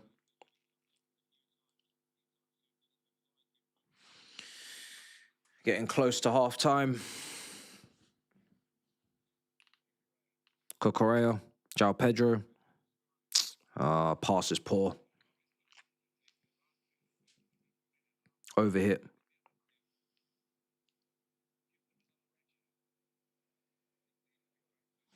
Yeah, I agree. I didn't know whether he's going to... Because obviously in the academy he played right back quite a lot, but he's always played a bit of centre-back as well. But I think at this level it's looking like centre-back for him. And the manager said that as well. So I'm happy. I don't give a damn. Honestly, it's like Reece James. When these Cobham... Lewis Hall was the same for me. Really wish we could have kept him, but obviously it looked like he wanted to play for Newcastle. We couldn't really sell him the dream of starting because Cucurella is there. It's a shame. I really wanted us to try and make it work. That's the only Cobham Academy graduate I feel like we left a lot on the table with was Lewis Hall. If he could have stayed, and I know he struggled with injuries, but if he could have stayed, I'd have been buzzing. It's the only one we've let go under this ownership, Cobham, that I'm disappointed with. I don't really mind the rest of them. Here's Esteval. Oh, it's getting cleared. But yeah, when you got elite level talent like that coming through, I don't really care how you make it work, just make it work. Because they'll figure it out as well. You know, a lot of the guys from Cobham are pretty positionally versatile. I've played 2-3 positions in the youth groups, so I'm not really too fussed where they're playing. Just make it happen. Half time, Chelsea 1, Leeds 0. Really, really good first half from Chelsea. I think the scoreline is probably slightly undercooked. I think we could be 2-0 up personally. With the way that we've played, I think there's been a lot of almost making a clear-cut opportunity, but then obviously the final ball's just been a bit overhit sometimes, or There's been a volley from a you know, Pedro and Palmer, little loose touches just before the final finish is going to happen. So there's been a lot of moments where Chelsea were just about to probably finish the ball and finish the chance. They didn't quite make it stick, but keep doing what you're doing because it's been a really, really good performance. And Newcastle are 1-0 up. What's going on? Am I cooked? Hey. What's going on here? What's going on?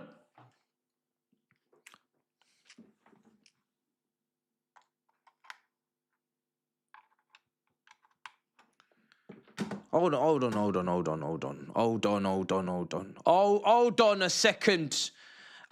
a second. There's no way these men have conceded again. They literally just got off the hook a minute ago, and I'm hearing there's a goal. And I wanna know what's going on right this minute. What's going on? It's not even letting me interact with the game. It's not even letting me be there. It's just almost like as if it's off limits. The goal has been scored by the centre-back off a rebound? Okay.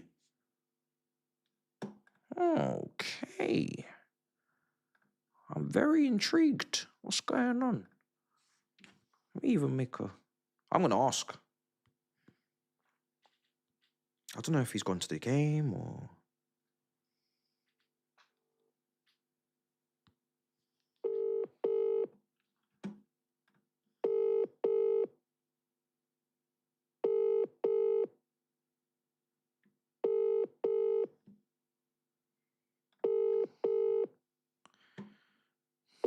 Well, I can't get a goal update from my friend.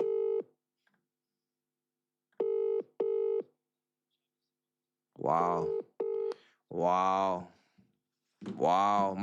one of my bestest of friends is not even picking up when I'm asking for analysis. Wow. I've missed the goal, but I'm just checking out the last couple of minutes. It is what it is. But they're 1-0 down. Let me go through the chat. Half time, lots of boos. Lots of boos at Tottenham, guys. Lots of boos at half time. Lots of anger and animosity in the stadium, it sounds, from my eardrums. It's not good. I don't know what's going on, but it sounds like things are not going to plan. This is wonderful. This is scrumdiddlyumptious chat. What's going on over there? Where would this put them in the Premier League? They're lucky we're beating Leeds. We're doing them a favour, by the way. We're doing them a favour. We're beating Leeds. We're doing our part. Ross. West Ham need to win. I'm sorry. I need to see the gap between 18th and 15th shrink. I don't really care about what Nottingham Forest are doing. I don't really care. I need West Ham to bring that 2-point gap to Nottingham Forest, and I need them to bring it right in there. Because then Tottenham are 3 points off. Forget what Leeds... Don't really care about all that. It's West Ham. It's West Ham. I need West Ham to bring that gap to 3 points. Just for the next show. The next show. Big Six. I need that gap to be 3 points. Because the closer it gets in terms of the gap, the more bugging out, the more anger, the more shrieking and screaming, and it's great for viewing. So that's what we need. I don't care about anybody else. This week is about West Ham. I need West Ham to rise. And a part of me wants my man to get his hair cut because I just want him to just breathe again.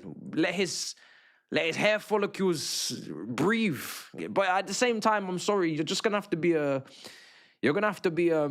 collateral damage. Collateral damage. I'm sorry. You shouldn't have said 5 games. You should have said 3 in a row. 5 in a row is mad. You're going to have to be collateral damage, I'm afraid. I predicted a draw, but I need a win, man. Assad says, imagine Sancho in Enzo's position, Cucurella on the cover.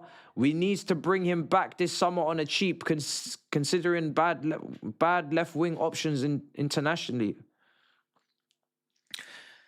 The reason why Sancho was never going to be an option is not because Chelsea weren't looking at keeping him, because he was an opportunity. It's because of the wages. The wages that he's on at Man United and the wages, therefore, he would drop to because of the wages he was on is still not level. It's not the level of money a rotational piece should be on.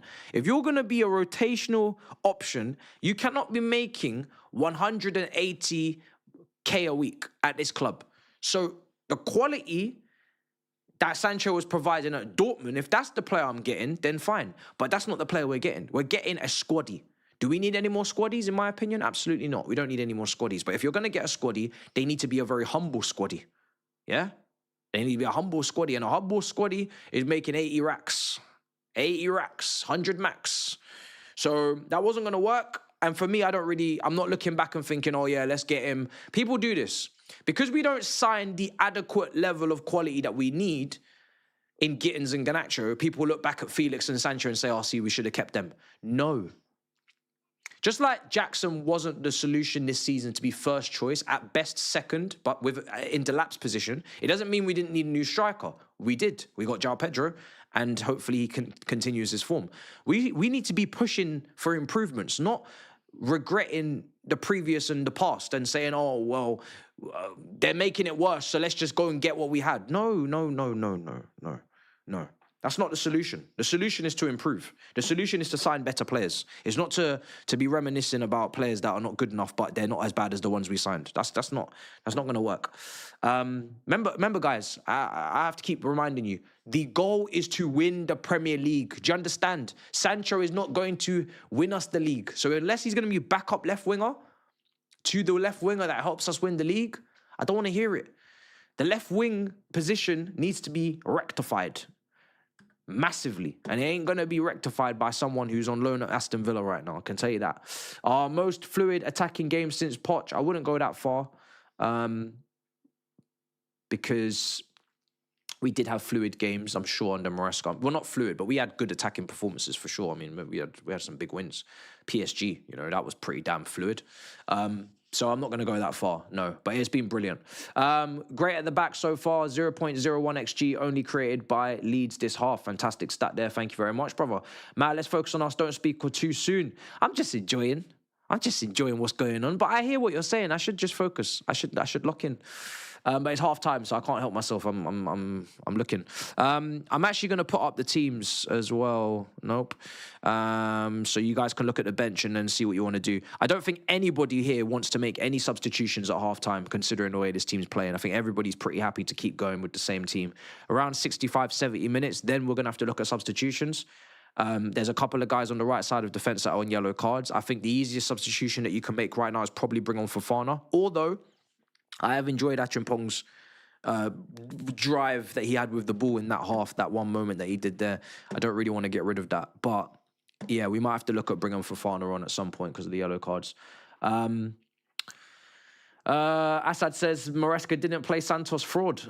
Yeah, I mean, listen, it is what it is. I'm kind of moving on now. I'm not one to keep talking about the manager.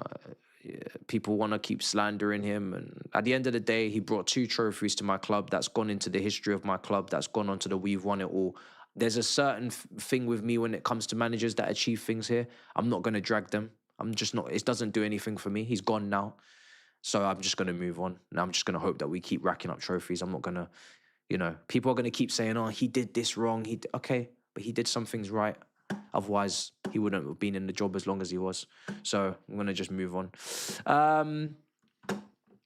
Right, let's see. And also, the reason why I'm not getting too involved in this little back and forth about the managers is because Rafinha's time will come. There's no such thing as a clean... Even Tuchel, for God's sake, won a whole Champions League. And look at the way they were talking about Tuchel at the end. Look at the way some of this fan base was talking about Tuchel at the end. The ungrateful motherfuckers. You're so lucky my second camera's not on. The ungrateful motherfuckers. The way they were talking about Thomas Tuchel at the end of his reign at this football club makes me sick to this day. That's how I know this fan base has no manners. No grace or decorum. This brother was going through a divorce, managing a club that was going through a whole ownership change with the most brattiest Lukaku, nastiest motherfucker ever. And he took us to 2 finals losing on penalties because Mason Mount and Mandem couldn't stay on side and Pulisic and all these things. And these people still couldn't pay no respects. And you want me to get involved in your little slander session when I know damn well you're going to do the same thing to Liam Rosinha. You're going to do the same shit. So don't try it. Because I know what you lot are like. Don't try and drag me into your little bollocks bullshit. Just enjoy it for what it is. We're not doing this. We're not doing this. The way that Thomas Tuchel was spoken about, it will never be forgotten by some of you. Nasty work. Nasty work. Champions League winner with Werner and Havertz, and look at the way you spoke. Oh, I will never forget it. So for me, don't even try it. Don't even try it, because I know how you man get. I know how you man get, and it's dark. It's dark. Forget Maresca. Forget Maresca, yeah? Tuchel, yeah? That's the one. That's the one. Yeah, see, look, it's big up the chat, because you man know. You know what these men are going to do to Liam Rosinha when it starts going left. But you know what? You know what? You know I'm not going to do it. You know I'm not going to do it, yeah? That's why I'm not going to get too high, because you know I ain't going to get too low with this guy either. Yeah? You already know I ain't dragging him first. If anything goes left, you already know what happens. You know what I'm saying? It ain't going to be him. It ain't gonna be the nerd with the glasses and the turtleneck and the jacket. I'm not gonna chase him. I ain't gonna hound him. It ain't gonna be him. You know what I mean? I ain't gonna hound myself. I ain't gonna cuss myself.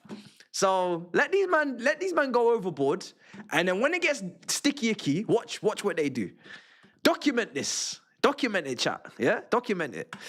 Second half's gonna kick off. Second half's going to kick off. What a fun half time. I wasn't expecting all that, but somebody triggered me. What can you do? Second half's kicking off. Let's wish for as good a second half as we had in the first.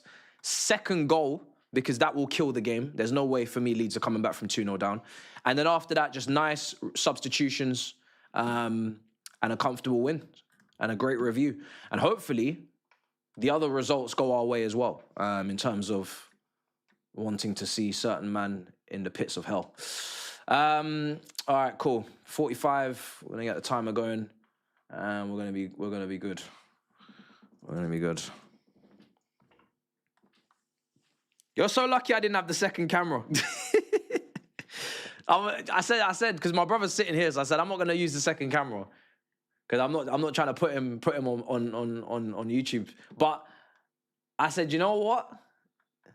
That would have been the moment. That would have been the moment. That was the moment. All right, cool. I don't think anybody wants to make subs, so we're gonna take these off screen. I certainly am happy with the team. I'm not trying to make subs. I think every sub now is purely with the thought that we're gonna be 2-0 up, and we're gonna then start not resting players, but we're going to start rewarding players with standing ovations and hopefully counter-attacks when Leeds get further up the pitch.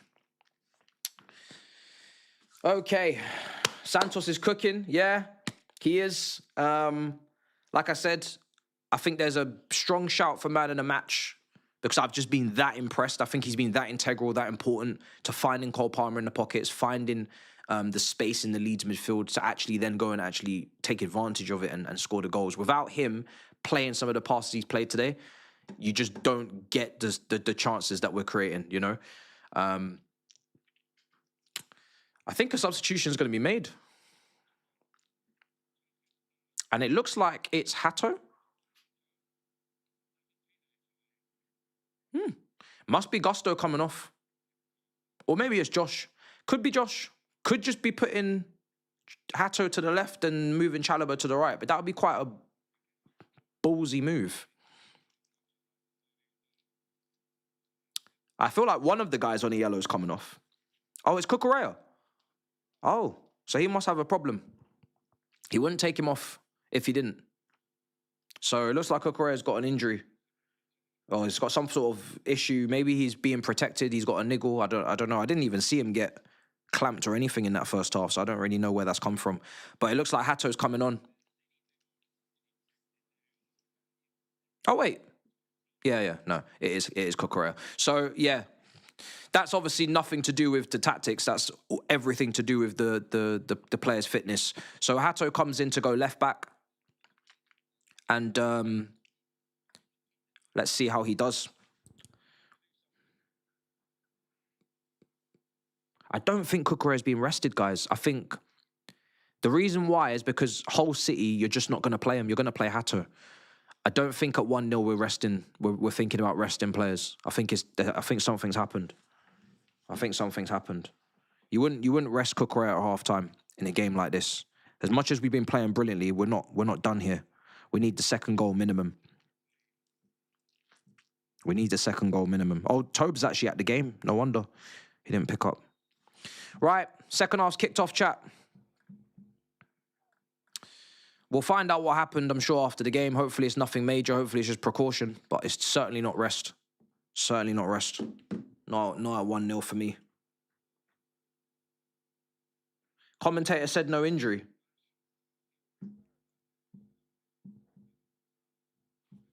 Stop. Okay. If the commentator said no injury, then we'll take it at face value. I'm going to wait to see what Liam Rossini says after the game. I mean, if it's no injury, that's good news. Just means Hato needs to come in and play his part. We need to go and win the game. It's a big decision if there's no injury. Yeah, it's odd. I find that very odd. Very, very odd. But yeah, fair enough. It is what it is then. Fair enough. Keep you updated with the scores. Currently all same as it was. West Ham, 22 minutes into the game against Man United. 46 minutes gone.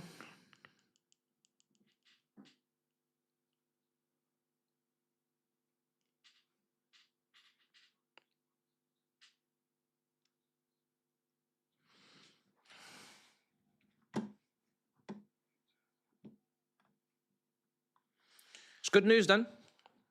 Just got to win. Yeah, good. No injury, that's good news. I'm sure Hato will probably start against Hull City.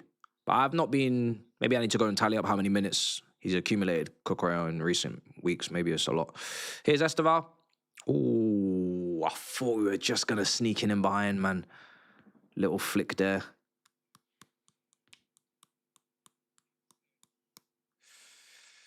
Yeah, I didn't think he'd rest him, bro. 8-day break after Hull City. That's what I'm saying. It's strange. Hull City is Friday, and then the next game is Burnley, I think, on a Saturday. So it's a lot of time for rest. So a lot of time for rest for Cucurella. He doesn't have to play from this Tuesday up until the following Saturday if we want to rest him. So that's why I just find it so strange. It's not even like we got another league game on Friday. We got an FA Cup game at the KC Stadium. So that's really, really strange. That's why I just completely dismissed it. But if there's no injury, there's no injury. Here's Gusto. Esteval. Nice. Go on. Good. Palmer. Caicedo. Hato. Santos. Good. Oh, you know what? There's something there for João. Gusto. Playing good football again, guys. Oh, fuck. Offside.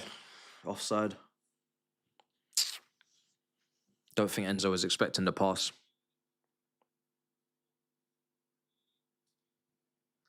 But I like the little flicks and back heels just in front of the back line. There's something there for sure coming our way if we keep that going. It's actually João Pedro offside, actually. But yeah, I'm enjoying the creativity in the final third a lot. Liam respects Hull City. Yeah, maybe he does. Maybe cup game, to be fair, is most realistic trophy to win. Maybe he's going to play a strong team. But, you know, he did say prior he had 22 players and they're strong.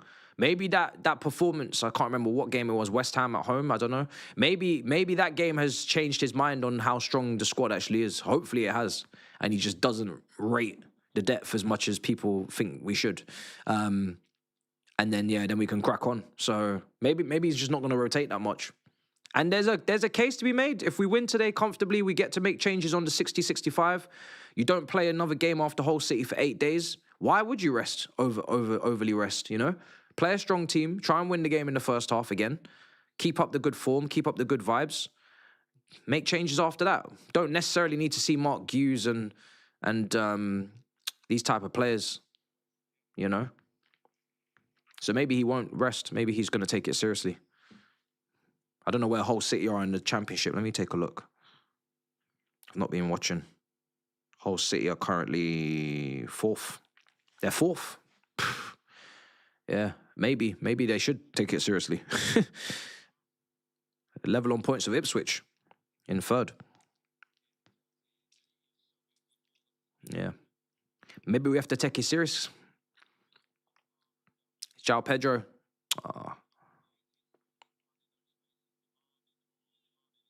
Don't give that as a free kick, man. They're soft. Good play, Santos. Gusto. Nice pass. Lucky.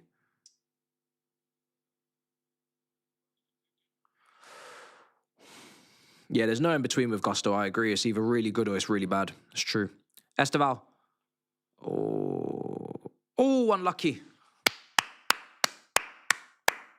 Felt like Palmer was a little bit in his way a bit.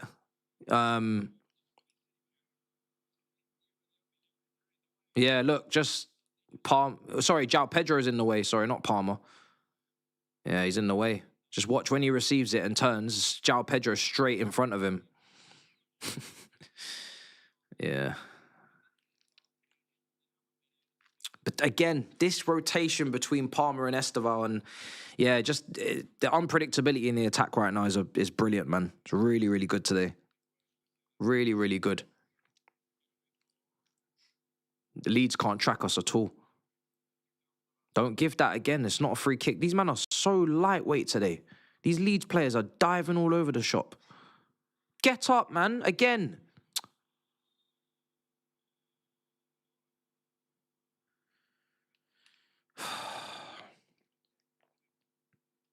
It's a corner, yeah. It wasn't a foul. Either way. I think they're shooting towards their away fans now, so it's going to be a lot more energy now. Cheddar and they're shooting towards. That's why we need to get that second goal as soon as possible, because their crowd are going to start moving mad in a minute.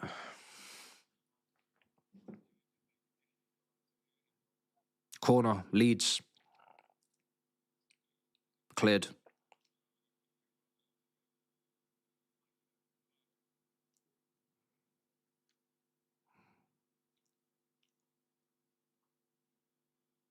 Goalkeeper.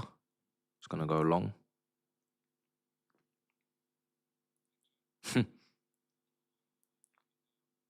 It's Gusto. Come on.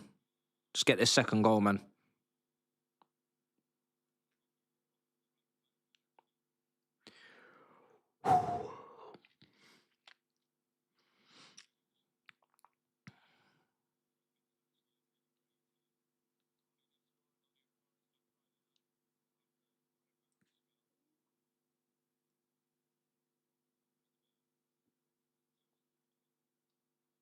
Nice.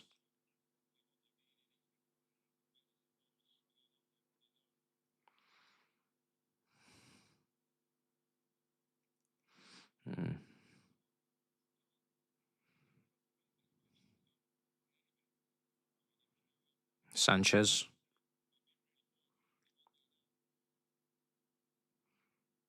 Nice, Esteval.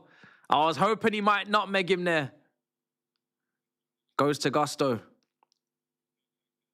Caicedo. Esteval, go on. It's a good ball. Palmer. Oi, Palmer. Palmer, we've seen it before. Oh, man. Lovely little nutmeg. Tried to make a yard and take the shot. Just reminded me of Poch season a lot. That little part of the pitch he found himself in to just shift it, but he couldn't quite make it work. Referee, get out the way, man. Fucking hell. Just got to get that second goal, man. It's more than deserved. If we could just get these finishing touches in this last third and we're done. Need to make it stick one more time.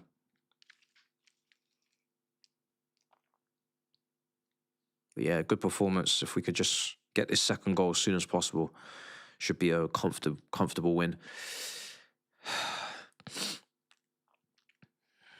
Throw in.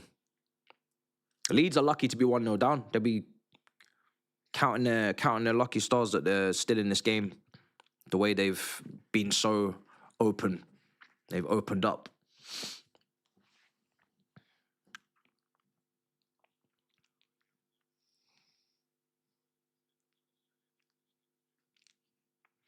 Yeah, Leeds changing.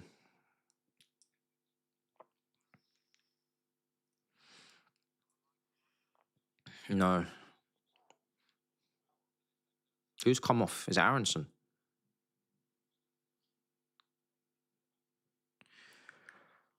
No. They've taken off a defender. So there's an extra attacker on for Leeds.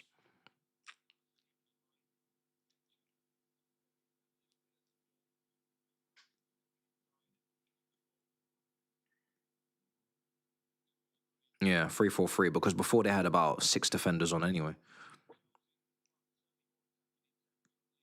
This is more normal now from Leeds to have an extra attacker on. It's balanced, not overly defensive. Here's João Pedro making the run in behind. Oh, we love gifts! We love gifts! Why do you, man, keep fouling João Pedro when he ain't mean no harm to nobody? He don't mean no harm to nobody. This brother is, again, for the second game running away from goal. He's doing up ball retention. He don't mean no harm, no trouble. And you, man, push him in the back for what? For what? Why? I'm perplexed. Bamboozled. What was the point? Look at this. What are you doing? It's brilliant. And Cole Palmer's going to get another penalty. We love him. Get that GA up. Get that Wikipedia statistics up. Ain't nobody going to dig in, crunch the numbers in 5 years' time. Let's keep it stepping. That's what we love to see. My goodness gracious. What in the world are you thinking as a defender to push him there? He ain't doing nothing. It's 3 penalties in the last 2 games. These relegation rhythm teams here making decisions like this. Cole Palmer, stick this in for me, boy. Stick this in. Put this ball in the back of the net for you, could you please? Could you please? A goal and an assist for Cole Palmer. We'll take it. We take it. 57 minutes on the clock, Cole Palmer on the pen.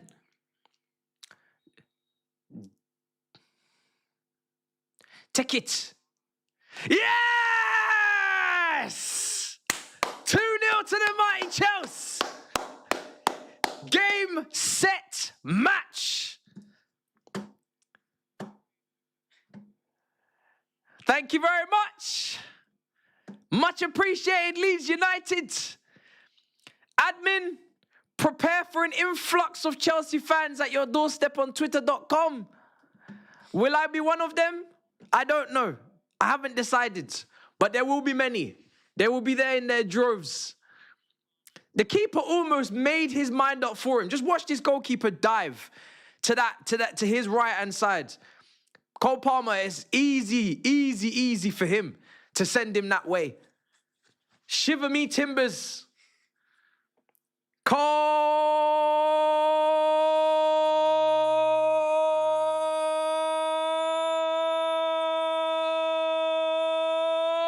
Palmer!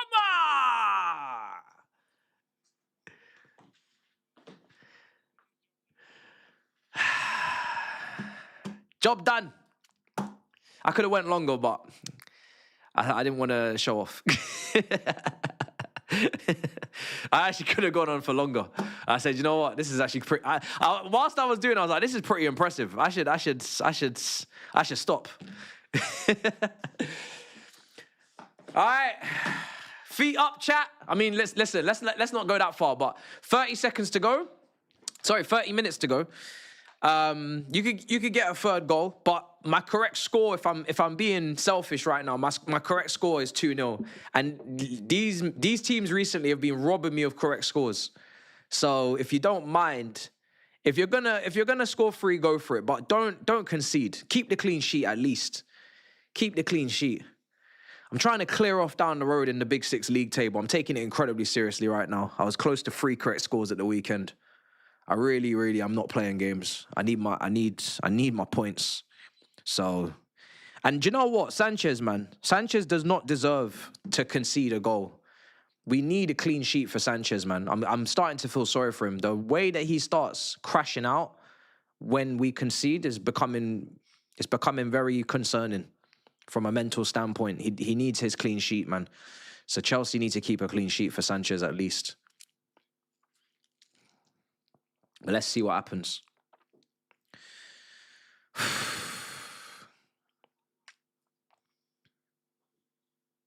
And then we got Hull City, Burnley. I'm expecting the same type of performances, same wins. If we can do that, then we go. Bournemouth draw. They've gone level with Everton, 1-1. I think that's probably going to be Krupi, isn't it? Oh, it's not. It's Ryan again. Jesus. Who is this Brazilian that they've signed? Bournemouth scouting network you got to be aware of now, chat. This Brazilian brother that they've signed called Rylan. He's doing his thing. Lucas Digne took the absolute piss in the last game against, I can't believe the defending, but yeah, even still. FM26 thing, yeah? Okay. Oh!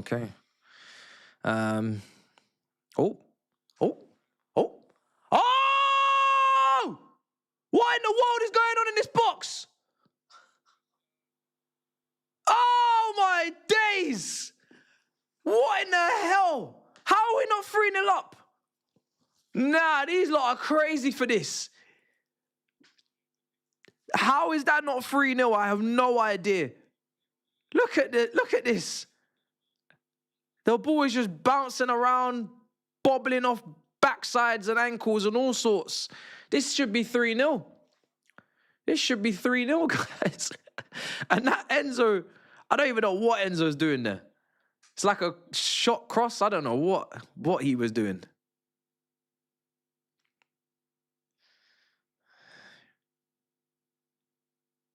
Who do we want to score the next goal, chat, if we get another goal? Palmer. You know, I think Esteval for me, you know. I'll take an Esteval goal. Obviously, João Pedro could score as many goals as he possibly can because that's just good for any striker. But I think Esteval for me... Actually, does Esteval really need it? I don't know. He's gone through a lot personally. It actually would be quite nice if he got it, to be fair. Yeah, he's been going through it. It'd be nice if he got it.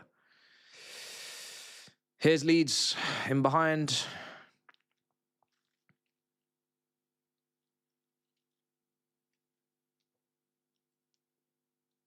This is what happens when you got footballers on the pitch and you love them all. In terms of you rate them and you want to watch them. This is what kind of football you can get when there ain't no passengers in possession, there ain't no liabilities on the ball. When you got players out there that can football all 11, pretty much. Obviously, Gusto likes to play games, but you get a nice performance. Right, Estevan in his slide tackle with the linesman. He needs to be careful. Oh, shit. Are they going to make substitutions? Oh, no. I've been having so much fun. Don't ruin it. Could you not give me, give me another 7 minutes, man? Please, Liam, man. Give me another 7 minutes, please. Why won't you please, darling? Just give me 7 more minutes. Give me 7 more minutes, Liam, please.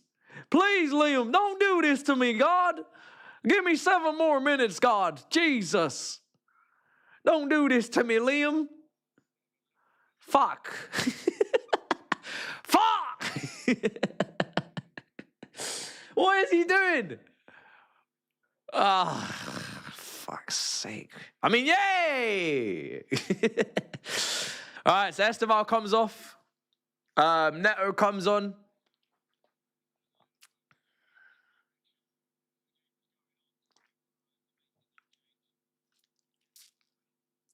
63 minutes.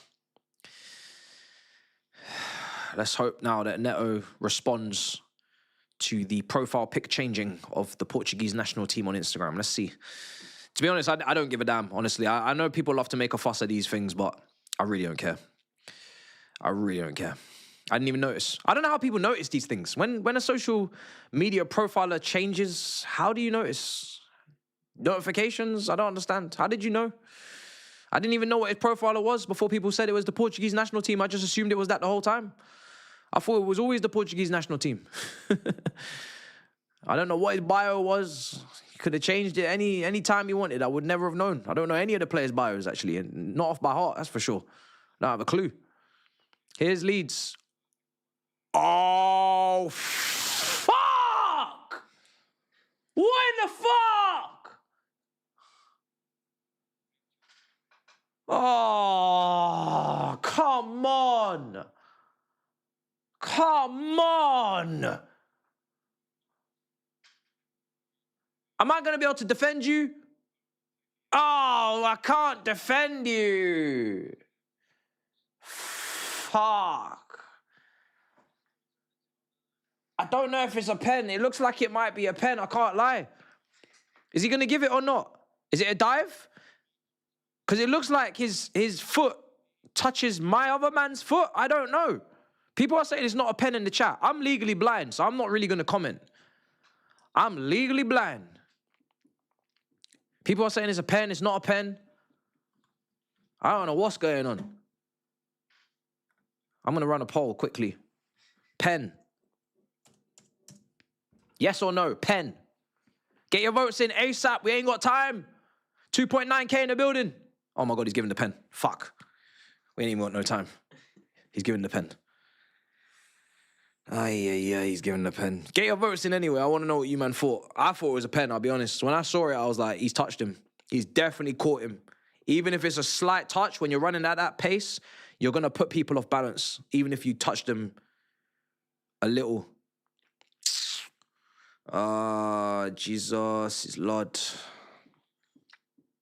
Sanchez, I need you to save this, bro. The clean sheets are dirty again. Dirty sheets, man. 2-1.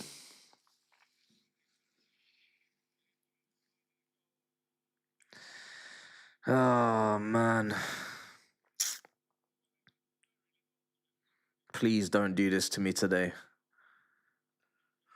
This would be one of the most undeserved results if Leeds actually managed to come back from this game. The way they have been absolutely destroyed front to back. If we do not win, I swear, I will be more disappointed than ever before because I've actually enjoyed this today. Fully.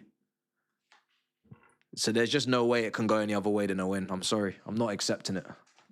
There cannot be a comeback. We need to get back in control and get this third goal. We've played way too well for this. This is bonkers if we don't win.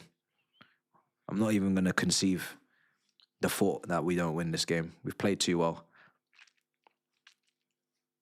It's a bozo moment. We're going to have to chalk it down. Ref! He just headbutted my man. He just headbutted my man. Now, don't be holding your head now, pretending like you come off the worst. What the fuck is going on?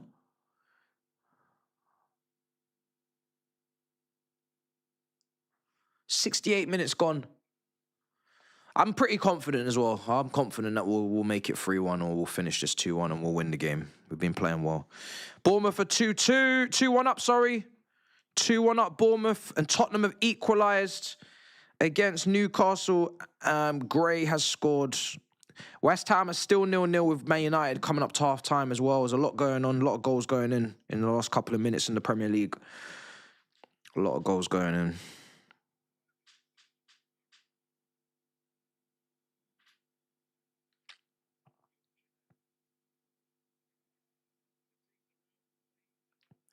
A lot of bad reports coming out from the Athletic on the women's team, Chelsea. What's going on? But I don't think the women's team is financially very lucrative, so wouldn't be surprised if these men are about to blow up the whole thing.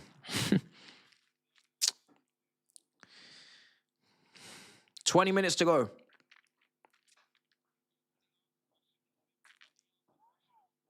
Man said 2-0 was a dangerous lead. Brother, we only just got the second goal.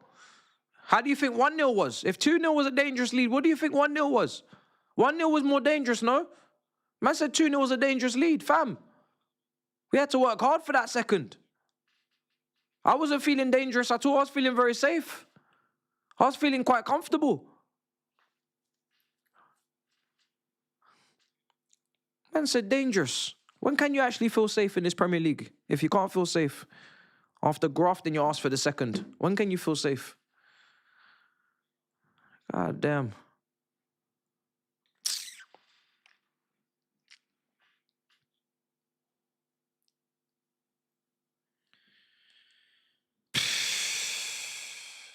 I don't think we had time to really assess if the team were pushing on for the third or if they were getting comfortable or complacent. I think there wasn't really much that happened in between the second and the penalty for me to make that assessment.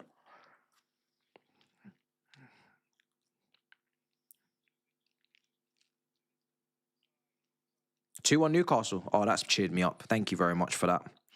That's good news. That's really, really, really good news. Thank you. Jacob Ramsey to make it 2-1. Chalobah, you're late. You're late. Oh, he's not going to give it? Okay. No, he's going to give it. He's going to give it. Newcastle 2-1 up against Tottenham at the Chicken Ball Arena. Morley's Chicken Wing 2-for-1 Arena. 2-1. We pray it stays that way. 20 minutes left. Not so comfortable now, unfortunately.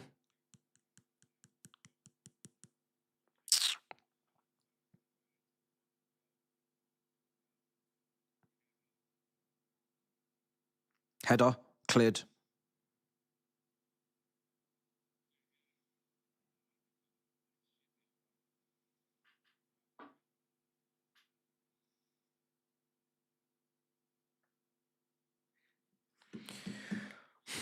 "14 attempts to 2, 4 shots on target to 1. It's the most one-sided affair you'll ever see until this 71 minutes.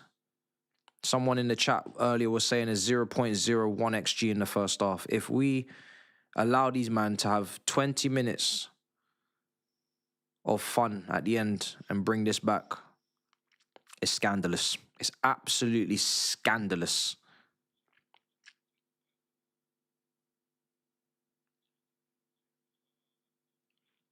This is the first bit of possession they've had. Chalobah, you've already miskicked it. Oh my God, I can see the BS. Hey, get this ball off him.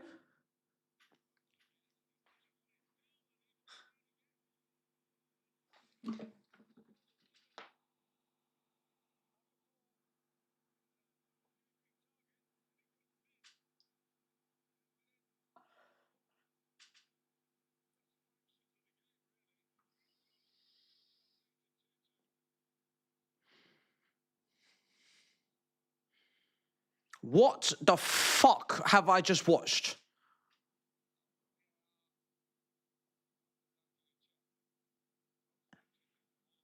If that's not disallowed just because it's bad, just because the defending is so bad, it should be disallowed. Because this is the Premier League. This is not League 2. This is not the St. Johnstone's Papa John Paint Trophy. This is the Premier League. Something must be wrong. Something must go wrong there for that not to count. Because there's no way I just watched two centre-backs almost avoid the ball. Even at the end. I'm sorry. There's no way. There's no way it counts. It's too fucked. It's like FIFA. It's like when the game glitches. You know when it's wrong. You know when it's wrong. How can that many man miss kick, miss... Look at the state of it. Look, even Achampong at the end. What are you doing? What are you doing? No! No! No! We're not doing this. We're not doing this. This needs to be disallowed. Because that is one of the worst goals we've ever conceded in the history of this football club. It's that bad. There's no way. Oh my God. Oh my God. What the fuck is that? Look. 1, 2, 3, 4, 5, 6. 6 times we could have cleared. 6 times.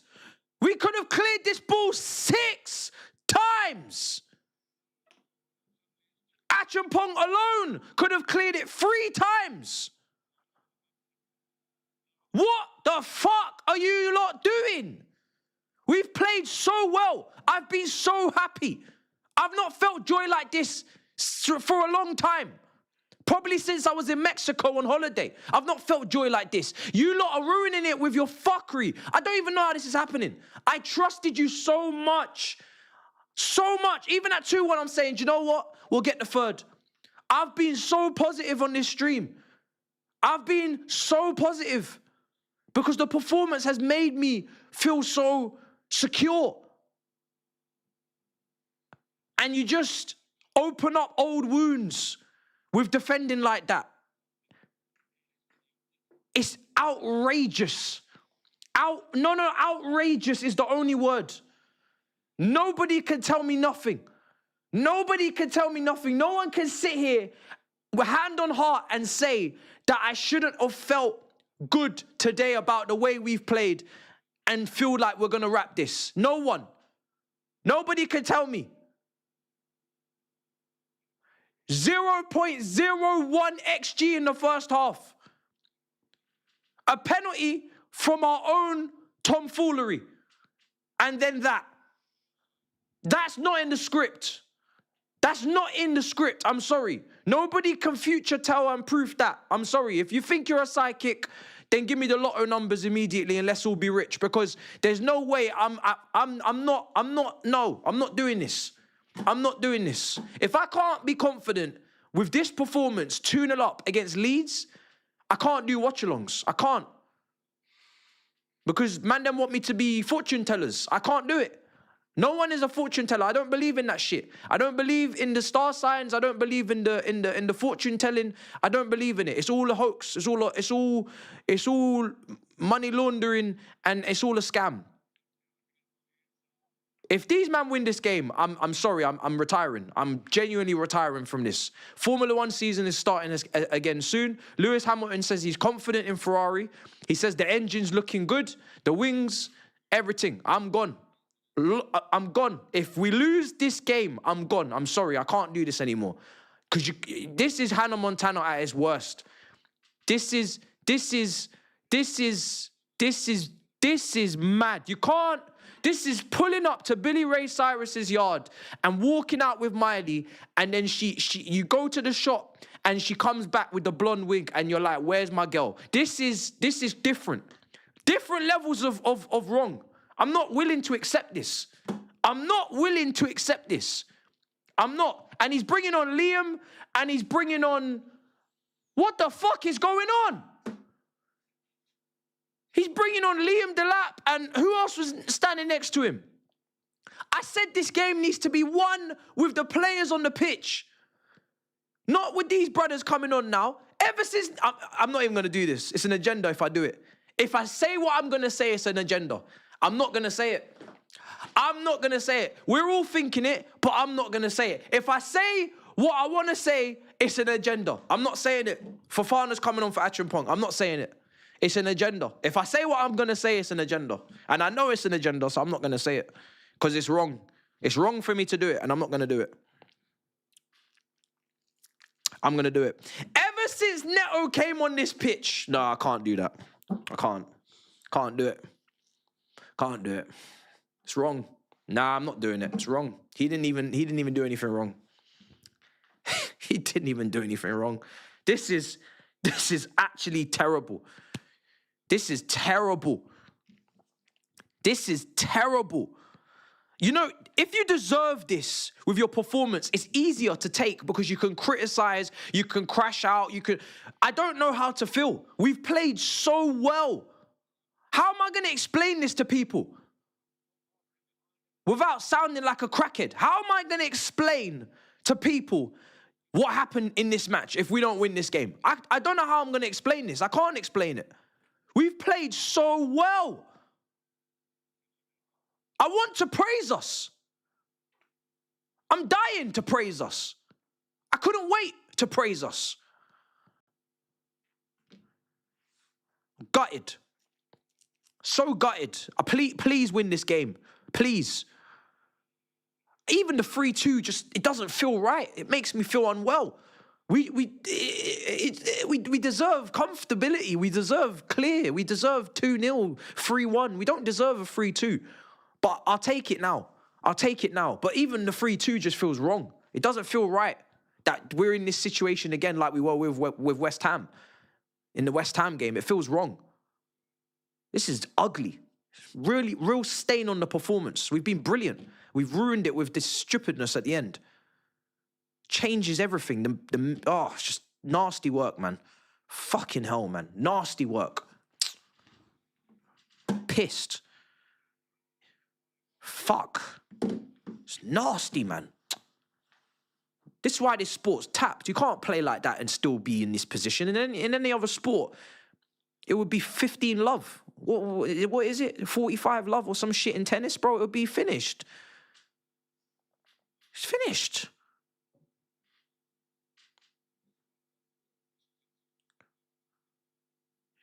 You do this shit in darts and it's 6-1. Like, you're still securing the world championship. What the fuck? What's going on right now? Nah, this sport's fucked.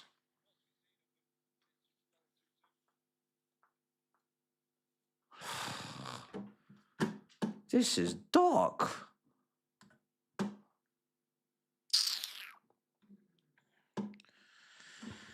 Oh, mentally scarred from what I've watched. I can't believe it. Some people are saying it's a foul and it's this, a handball. Just the fact that it even happened. Just the fact that it even happened is making me unwell. It's making me ill. Oh, Palmer, that ball is nasty work. Super chats. Everton above Paul. How is Grizz feeling? Sancho's great pass to set up. This was a while ago. Your descent from ecstasy. Ecstasy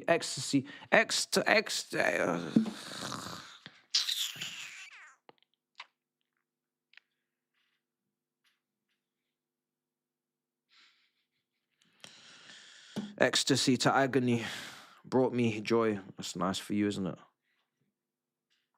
No, this might be, for me, the most disturbing result of the season if we don't win this game. It's fucked with my entire perspective of the sport entirely. It really has. It's messed with my mental. If we don't win this game today, it's playing with my principles. As a man, I'll be honest. My morality is it's all messed up if we don't win this game. It's messed up. Oh, this is crazy. Look what I've gone from watching to watching now. Look at the fucking madness I'm watching. Now I'm watching all this chopping. I was living life. Now I'm watching all this chopping. Who's this? Who are you? Is that Garnacho? No, it's Palmer. Oh, brother. Oh, my God. People need to chill with Josh. There's a lack of leadership and he's young, so it made him more unstable, not to mention the games he's had. We'll get to it in the review. Oh, my God. And that maybe happens because he's on that yellow. If he's not on that yellow...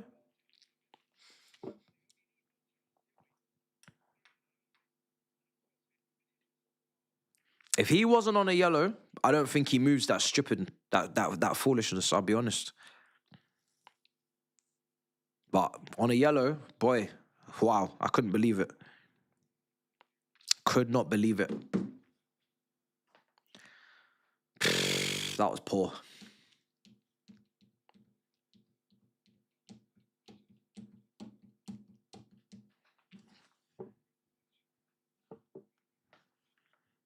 We've been let down by the youngster and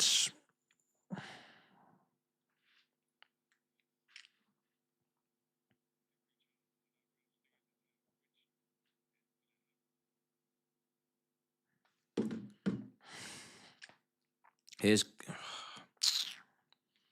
why is Don at me? This is why Don. This is why one day Don, yeah, you are my trigger. Do you know what he added me? He said, "You see what I say about Josh? He should clear that ball." Okay, cool. No problem. I responded. Kante also gave away a penalty. What now? Respond now, bitch. Better than Kante gave away a penalty. Respond. That's why this is why I need to leave this group chat. I need to leave this group chat. I can't be doing this. I can't be doing this. I can't be doing this. Yeah? I can't be doing this. I don't do this. I'm not in the only group chat I'm in is Big Six, where this shit can carry on. I'm not doing this. I'm not doing this. I'm not doing this. I'm not doing this.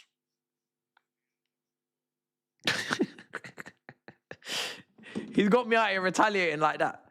He's got me out here retaliating on Moises Caicedo like that. You see, this is what people can do to you. This is why you got to surround yourself with the right people. You see what the wrong friends can do? They make you say shit that you don't even want to say. I didn't want to say that, but I had to. I had to retaliate. I had no choice. I had no choice. He left me no choice. I said, N'Golo Kante gave away a penalty. Say something. Here's Neto. Ball in. Oh my God! What? Nobody can put their head on this ball? Nobody can finish this? This is the best cross Neto has ever given in his life. And you can't give him the assist? Look at the quality on this cross. It's on a plate. Where is everyone? Where is everyone? Where's Delap? Delap! Where are you? You're a striker. Where's Delap? Look at the cross. Where's Delap? Where is this penalty box striker? Where is this number 9? Where is he? Oh, I'm just going to watch it. Oh, wow, it's a lovely cross. Look at it go by, look. Look at that ball. Fly, wow. Wow. What a cross. It's meant to be you, doofus, on the end of it. Fucking hell. My goodness. Get in the box. Get your slabbered on it. This is the whole point. You're meant to be on the end of these things.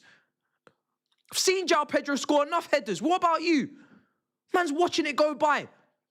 Fucking hell. No urgency. Oh, wow. That's a great cross, you know. Look at this. Wow. Fucking hell. I'm going to lose it. Man, them are ball watching and they're attackers. I've never heard of anything like it in my life. Imagine Drogba ball watching.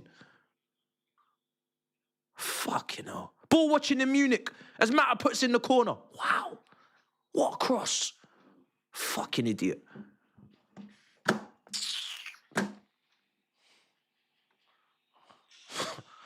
He's not gonna send me to Pluto with their bullshit. I can't believe this. When the substitutes come on, only anger comes onto the pitch. Oh, how is this happening? How is this happening? I can't believe I'm even begging for these men to score a goal. We should be out of sight. What is happening?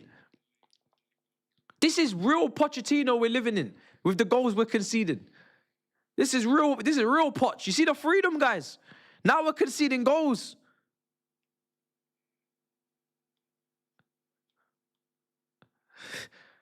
Bro, I can't believe it. The goals we're conceding. The goals we're conceding. Why is Saeed opening his mouth to tell me anything? He's not winning his game.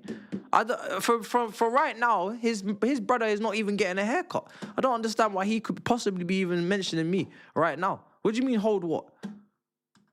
There's a man out there that needs to get a trim. You need to focus. There's a man out there that's been crying out for a trim since 2024, and you're talking about me? I got my trim.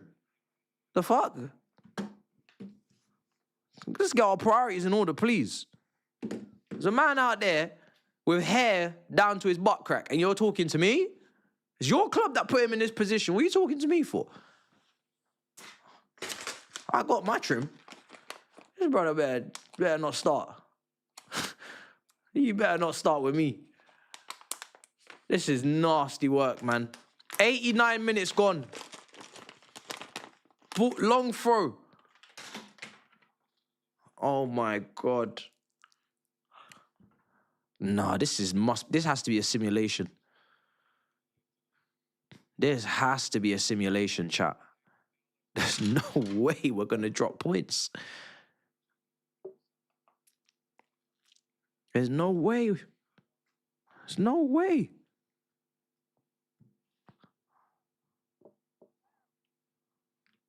Neto, please, I'm begging you, do something because the rest of them are done. Gusto!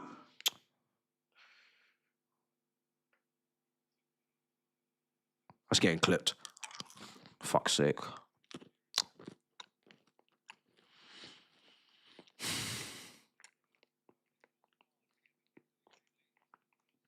I feel like I got Tourette's watching this lot.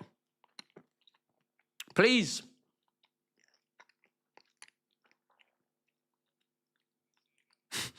Please. We need limbs. Do it again.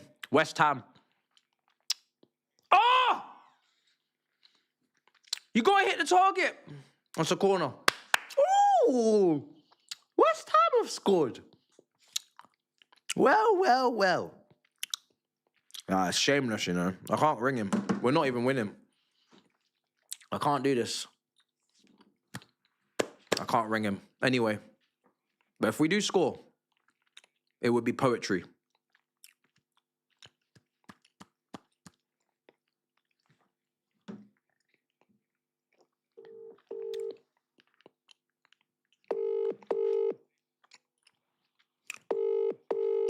Yo, bro. Yeah. Did you have something to say to me? What was I going to call you? I wasn't even going to call you. Some people, look, the communication lines between my chat and yours, they're telling me that you were saying, hold that, yeah? Did I say anything? Hold that? I don't know. You didn't. I've been focusing on this because okay, I'm like, we're just checking because you're losing now, so I'm just checking. There's no hold that's. What's your score, by the way? It's not good. It's not good for you. It's not good for me. It's not good for anybody. How long's left in your game? 6 minutes. It's not good for everyone. 6 minutes. We've got 4 Shouldn't you be spending that 6 minutes, yeah? Hold on a second, Faz. Hold on a second. Hold on. Did I ring you? Did I ring your phone? Are you? Wait. Listen to this. How about you listen to this? Fair. He hung up. Fuck. I was actually listening to see what he was going to say, and I just heard nothing.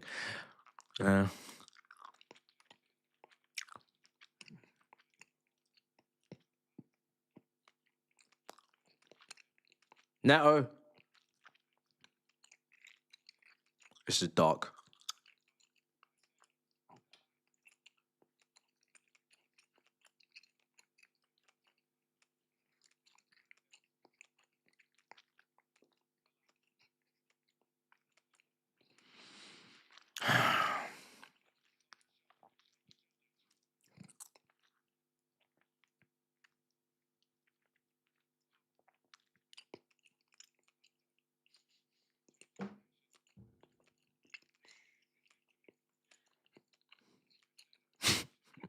This is absolutely stupid.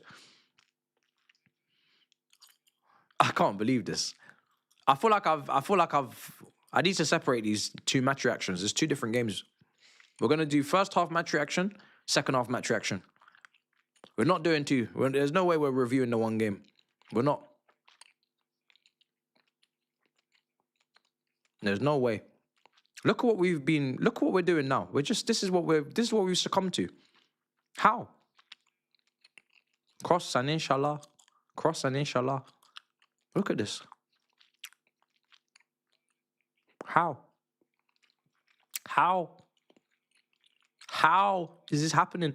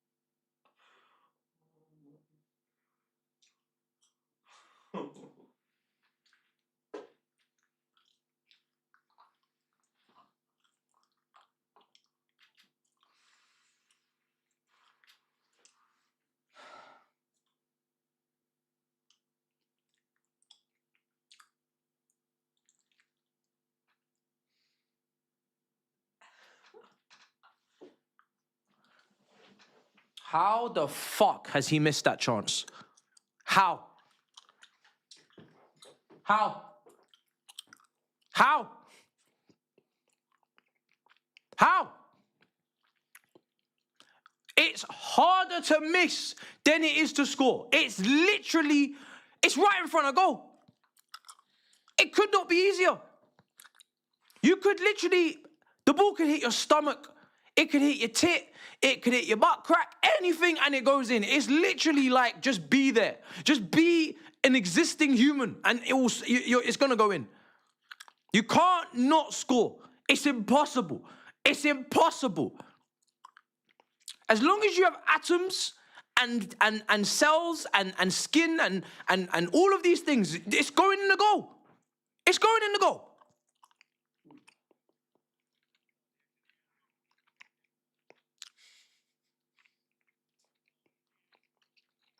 We're fucked. We're fucked. I can't believe this. I can't believe this. I won't believe it. This is going to be the most delusional match reaction of all time. This is incredible. I can't even stand. Can't even sit. Oh my God. We have to score. I don't know what Gusto's doing. Watching the keeper. Doing up mind. No, it's João Pedro doing mind games.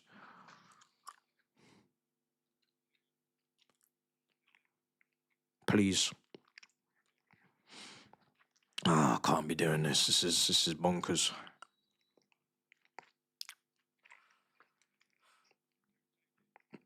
Oh my God. Oh my fucking God. Of all people to let take the deciding free kick, it's him.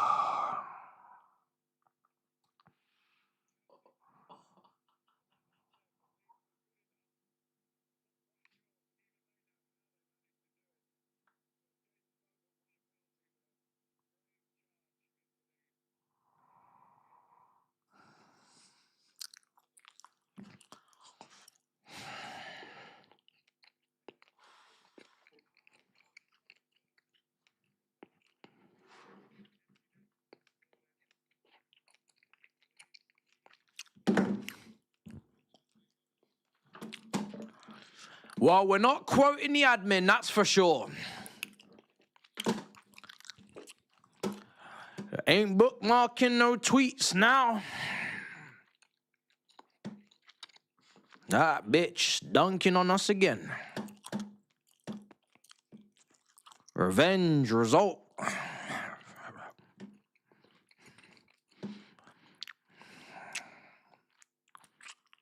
About to circle back on Twitter.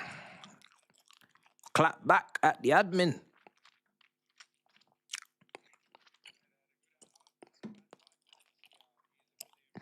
Shit.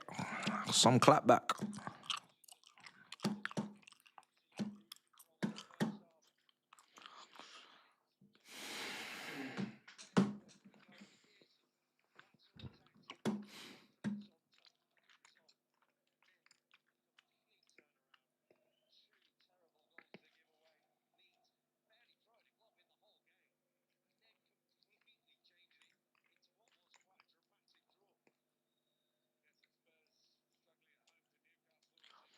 Stop that chewing gum.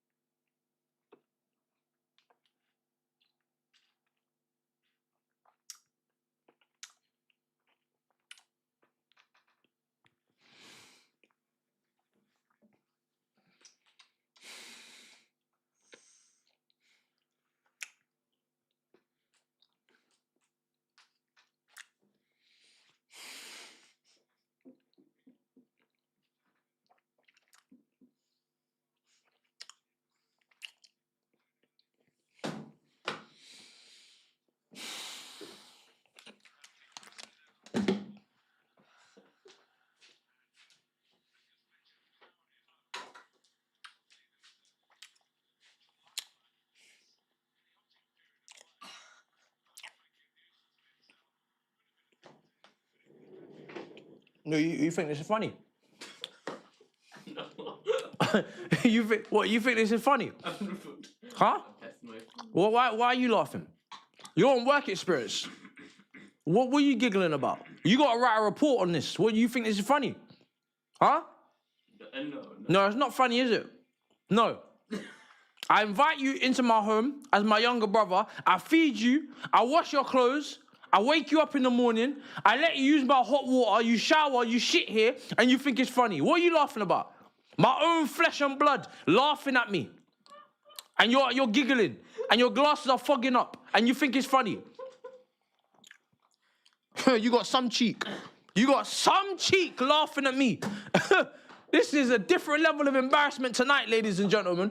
This brother's like sniggering in my own studio. Let me just lock this thing off because I can't even chew this gum that I've put in my mouth. It's too much gum. I'm absolutely fuming. I can't believe this. Nah, this is a different level of pain, I'll be honest. This is a different level of pain. Someone done juju on the go. I have no other words. Beating Leeds is not for everybody. That's obviously an Arsenal fan. Conversation needs to be had on Caicedo. Poor again. Listen, I'm leaving. I'm going to do... I'm done. I'm done. Love. I don't know what to say. That one is different level of pain today. I can't lie. Dumb.